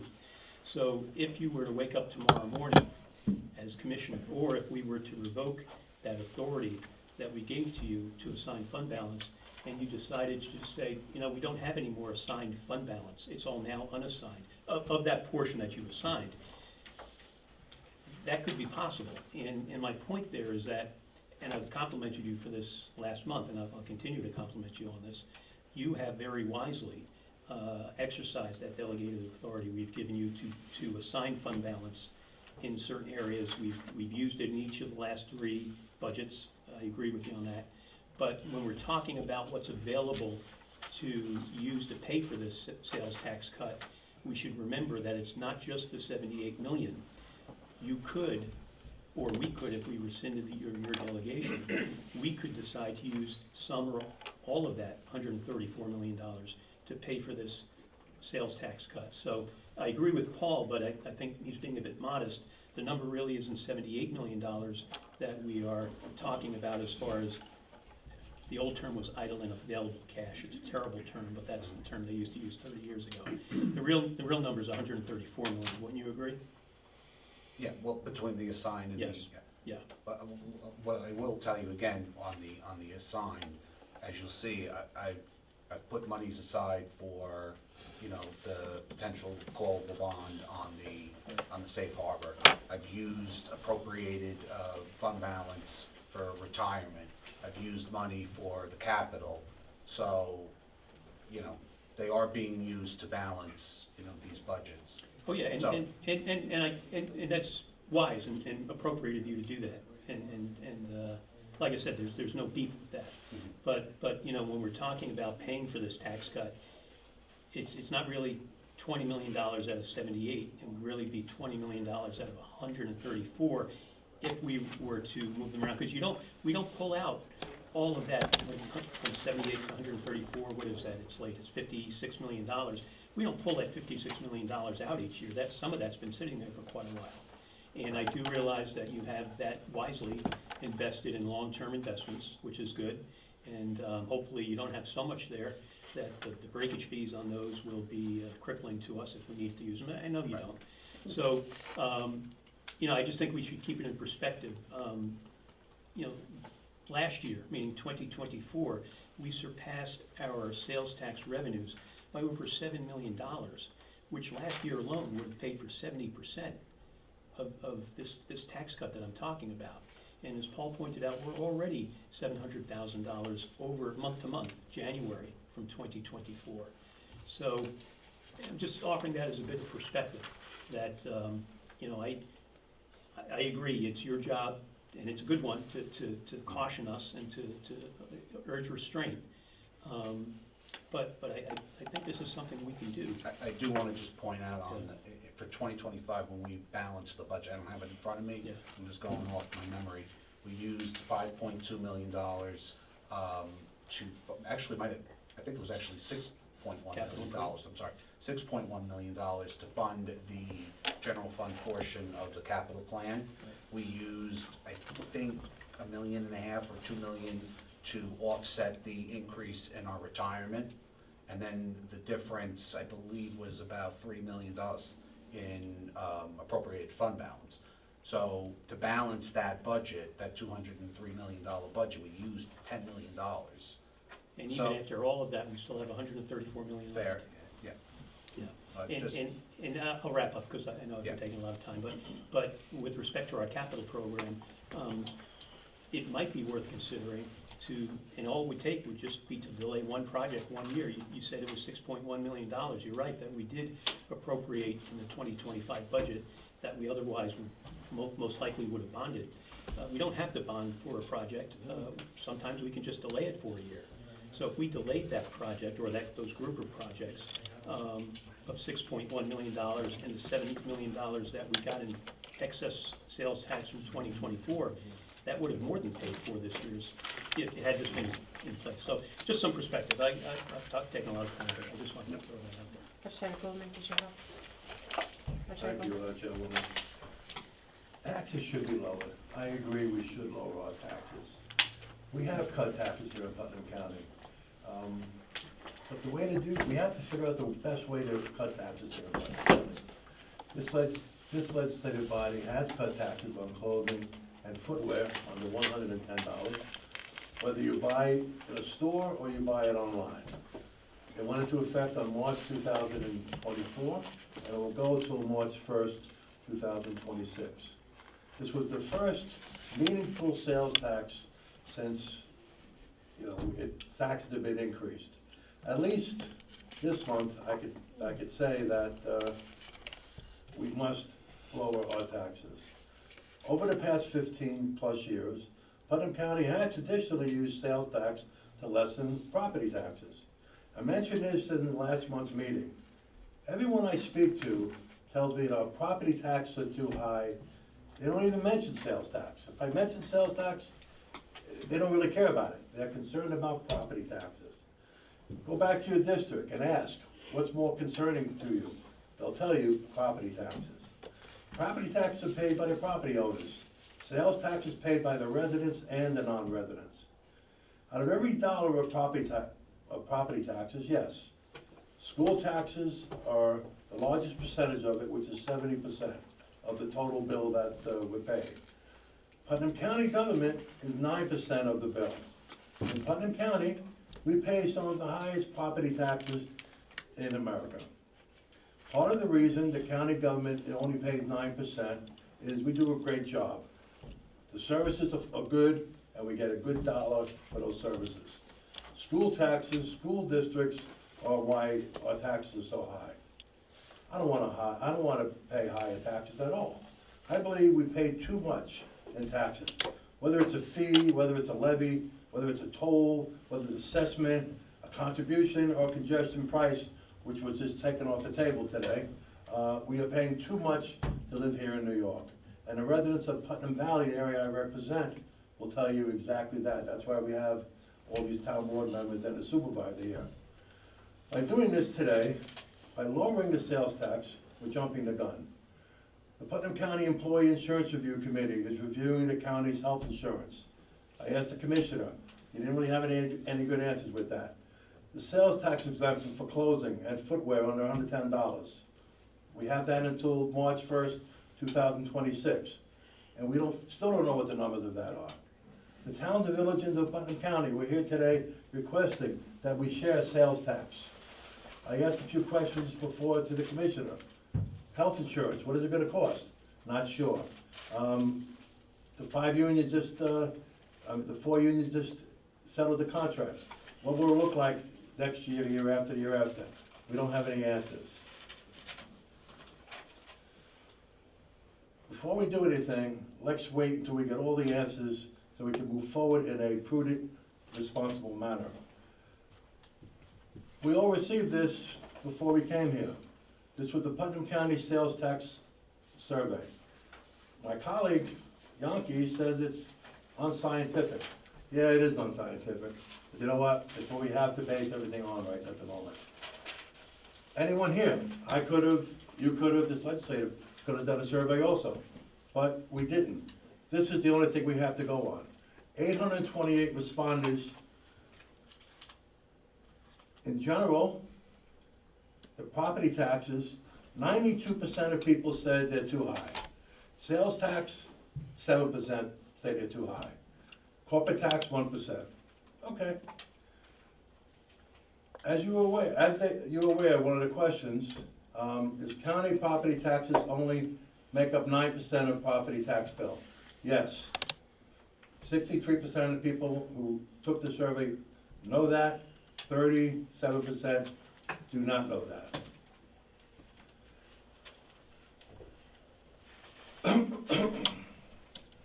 Are the families with the proposal to distribute a portion of the county sales tax to the towns and villages? 62% wasn't aware of the proposal. 38% was aware of the proposal. If given an option, which of the following would you prefer? Lower property taxes, 72% said they want to lower their property taxes. Give it a portion of the sales tax back to the towns and villages, 19%. Reduce the sales tax that we're doing now, that we're voting here, 0.5%. The survey actually said 1%. Only 6% of our residents, our neighbors, said they want to do that. Sales tax exemption for clothes and footwear over less than $110, only 4%. This is clearly what the residents of Putnam County want. They want to lower their property taxes. Yes, it's 9% of the total tax bill, but a few $100s and a 9% goes a long way. Several years ago in Putnam Valley, before I was even there, they got rid of the police department. That lowered the property taxes for every resident in Putnam Valley. I say, don't lower it to what you're projecting, keep it the way it is, and give some money back to the towns, give money back to the residents in property tax, because we all hear it every day, and then we can review this in the future. Thank you. Thank you. Legislator Montgomery. Thank you. I have consistently voted against the temporary 1% increase over the years, knowing that I've never stood a chance to get sharing sales tax revenue with the municipalities. That's what I've always wanted. That's what I still want. It seems now that we have more of an interest. You heard from Supervisor Williams. Back when it was first proposed, he was against it. Now he's in favor of it. I really love to see that our towns are at our meeting. This is an awesome opportunity for us to collaborate with our towns. Our towns are getting decimated in storms. FEMA is not going to exist anymore. They're the ones that have to repair the roads, recover from all the damages. Years ago, or the last time we did this, when I voted against it, knowing that I couldn't get support for the towns, Commissioner Carlin stated that this is the most important piece of legislation for the fiscal health of the county. He stated that the 1% in question represents 20 million. He stated, to put it in perspective, the entire property tax levy is about 46 million. He stated that the county could not come back from a $20 million loss. Legislator Sage at that time stated that collecting the revenue through sales tax is more fair than putting the burden on the backs of property owners in Putnam. Legislator Yonke stated that it is not possible to cut 20 million from the budget. So the only other way to gain that 20 million back would be through increasing property tax. He stated it is very important that this request go through. Legislator Addonizio said it's very important. Legislator Sage said it's astronomical for senior citizens, and you were in full favor of increasing it. Legislator Elner, chair of the Economic Development Committee, said he would investigate other ways we can eliminate or investigate revenue streams. I see an opportunity now here to negotiate with our towns to provide something. Somebody said at the last meeting, I asked why has your opinion changed? And they said because things have changed. The only thing that has changed significantly is the budgeted amount for sales tax revenue and what we were over budget.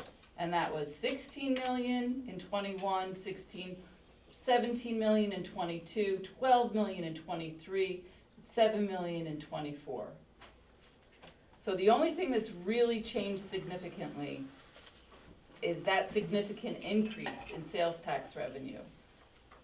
So I, this year, am going to be in favor of approving the 1% sales tax increase because I see hope that we can give something back to our towns. Commissioner? I just wanted to add, I don't know if you remember this, but we did put aside in assigned fund balance, I think $3 million for FEMA-related type of repairs that we could. FEMA doesn't exist anymore. Well, Just, that's it. but What are our again, towns what gonna we- do when the we next did storm put- hits? We did put $3 million, I believe, in Discovery, I mean, in. Thank you for that, but we're gonna need a lot disaster. more because FEMA doesn't exist, and Legislator Birmingham. Yeah, you know, like Nancy said, you know, she may have a mixed record now on the voting for sales tax or not. I too have a mixed record on that. When it was first proposed, the first 0.5% increase back in 2005, I was a very reluctant yes vote. And the only way I got the yes was because of the insertion of a debt service reserve fund promise in that legislation for a 3-year period. Unfortunately, that debt service reserve fund only lasted for a year, and well, I guess I got a little experience and knowledge there. So when it came up for a vote again in 2007, I voted differently. And in 2009, I voted, make notes here. I think it was a June meeting, I wasn't there at that meeting, so I didn't vote. And in 2011, I voted no. So I've had a history of going back and forth on the sales tax increases and also the continuations of the existing sales tax at that time. And on each of those times, I've based my vote on the way the budget looks and, more importantly, the way the fund balance looked. And as Nancy was just pointing out, I'll agree with her in part, but disagree with her on another point. The agreement part is that, yes, over the last 5 fiscal years, we've budgeted, actually I should say we've received over $400 million in sales tax revenues, and as Nancy was just reporting, $58 million of that $400 million was over and above what we budgeted. So that's the agreement. The part I'm going to disagree with Nancy on is that that's not the only thing that's changed. What's changed is our ratio of fund balance to budget. We've never had a ratio of fund balance to budget higher than we have now. And even including this 20 million hit, if you want to call it that, or this 20 million return of the taxpayers' monies to the taxpayers, even if we wind up delivering that with a 0.5% tax cut, we're still going to have the highest, except for today, except for what we have now, we would still have the highest fund balance to budget ratio. So it's certainly nothing that's reckless, I believe. When I originally introduced this, I said that's my floor, is it's 50, a 0.5% decrease. But if there's an appetite to go to a lower decrease, I'm up for that. But I don't think this is irresponsible, and I think I think we can do both. I think we can cut both the real property tax and the sales tax, and I think we can do it in a responsible manner. And like I said, we're already $7 million ahead of last year. Last year's budget over receipts, and that would have paid for 70% of what I'm proposing now. And if we threw in the $6 million, part of the $6 million allocation that you put in there, we'd be home. So I think it's worthy to talk about. What I do know, though, and Mike, you can back us up on this, we need to get something adopted soon because the state legislature has to approve this. So that's what I have to say on that. Can I ask, what is the deadline? What's the timeline for getting something passed? Is it for the? State I mean, I know we discussed it last month, and we're discussing it this month. I don't know how they introduce it, but we never usually hear back that we have 2 bills until sometime in May, and we have to pass the second resolution before the Abbott session in June. That sounds All right. about right. I think the latest April. I could go back to the last time we did this, but. So one thing I want to get a handle on is, and we've done this before. We've lowered sales tax on fuel in Putnam County when fuel prices got really expensive. We did cut sales tax for gasoline. So as energy prices maybe go down, and that's one thing I do want to point out, is that's so difficult to budget based on sales tax. But if fuel prices go down, so will sales taxes. If the employment There's market so many factors. There's so many different factors, You know. especially. Unemployment, inflation. Right. Potentially these tariffs, that the federal government putting in. Yeah, if the tariffs could slow down the economy.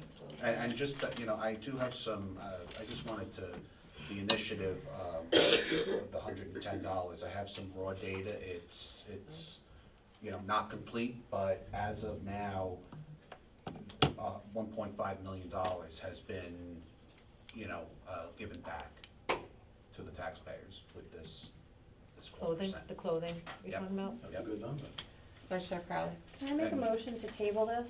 I think we already have a motion on the table. I don't know how we Well, want to. yeah, we could do that. Yeah, there's a For motion to more amend. discussion- Yeah, Motion to there's- amend, but motion for more discussion, so motion to table Yeah. for more discussion. Yeah, that's an appropriate If I motion. may, I have a question about that. I know we have a timeline that we're on with the state. This has to be submitted to the state by a certain, You would That's just what we have just to, you discussed. would Oh, just sorry. have to. Yeah. Yeah, we did.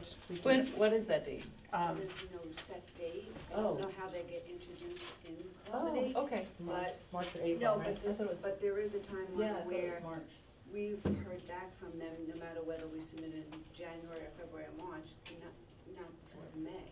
Okay, But we have to pass a second resolution before they're out of session in June. okay, We But have if we two do table matching this- bills from them. thank you. If we had Sorry, I tabled stepped this, out. then Next month.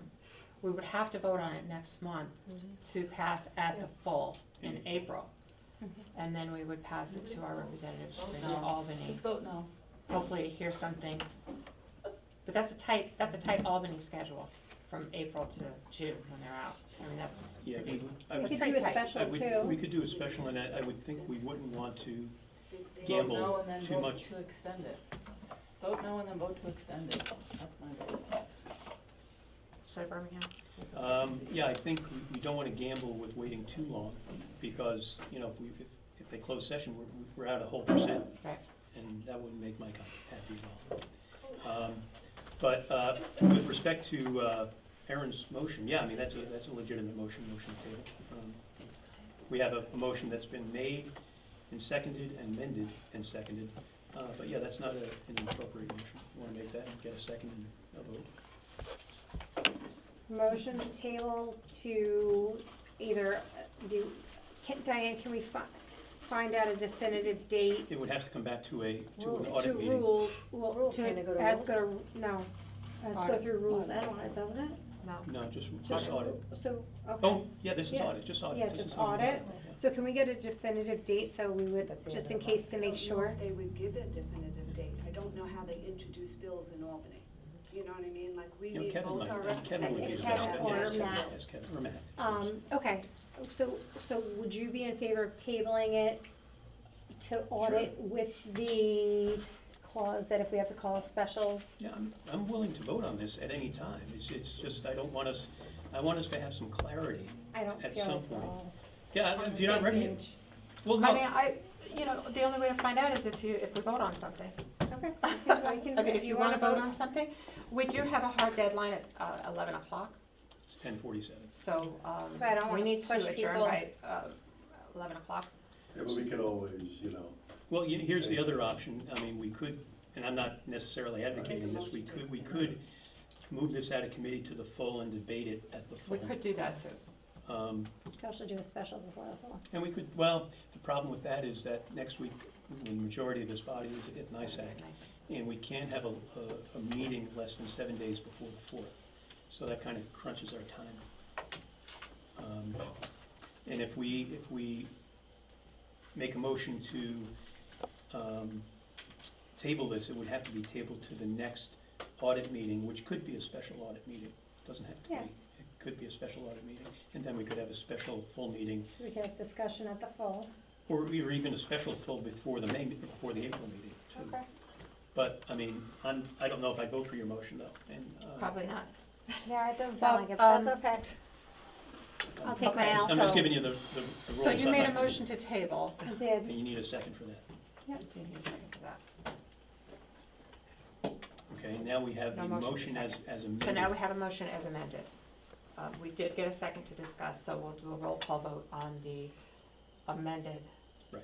So roll call vote on the amended, The amended to 3.5? the amended to Yes, 3.5. yes, So- the result would be 3.5. Right, so a roll call vote on that. Legislator Birmingham, Yes, Legislator Crowley, No. Chairwoman Sage.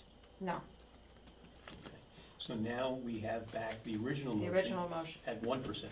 at 1%, at the full 1%. So I will make that motion to pass the original resolution for the full 1%. Do I have a second? I think you do want to second this, don't you? Okay. Wait, I think What I- am I made a I'm Okay, sorry, I'm motion to losing my- adjourn, motion to wait, adjourn. my chair just flew down too. I made a Wait, motion to accept wait. the original resolution. Oh, yes, as I amended. apologize. Yes, I apologize. It's late, I apologize. I My was chair ele- I flew was down. I was 11 minutes shy. We could We'll have do a had it. roll call vote. Legislator Birmingham, No, Legislator Crowley, Yes. Chairwoman Sage. Yes. Okay. So the it motion does carries? pass. Yes. Sorry.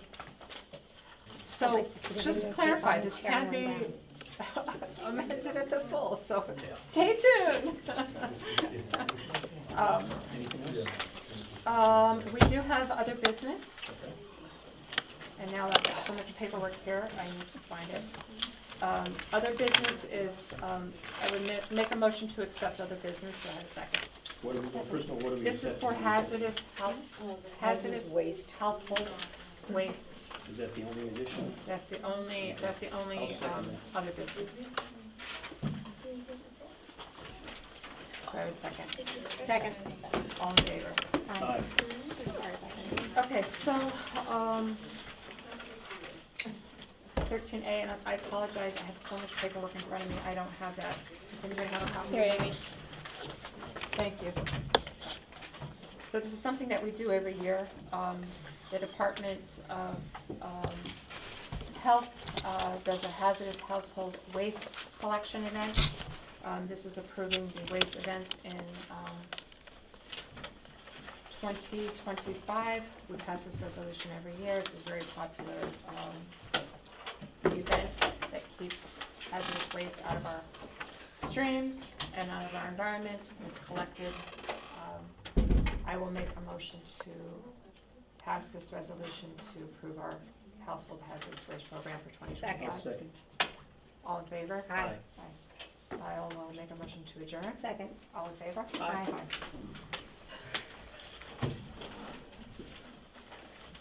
Did you see me go flying down on the chair? Yeah, No, just I didn't.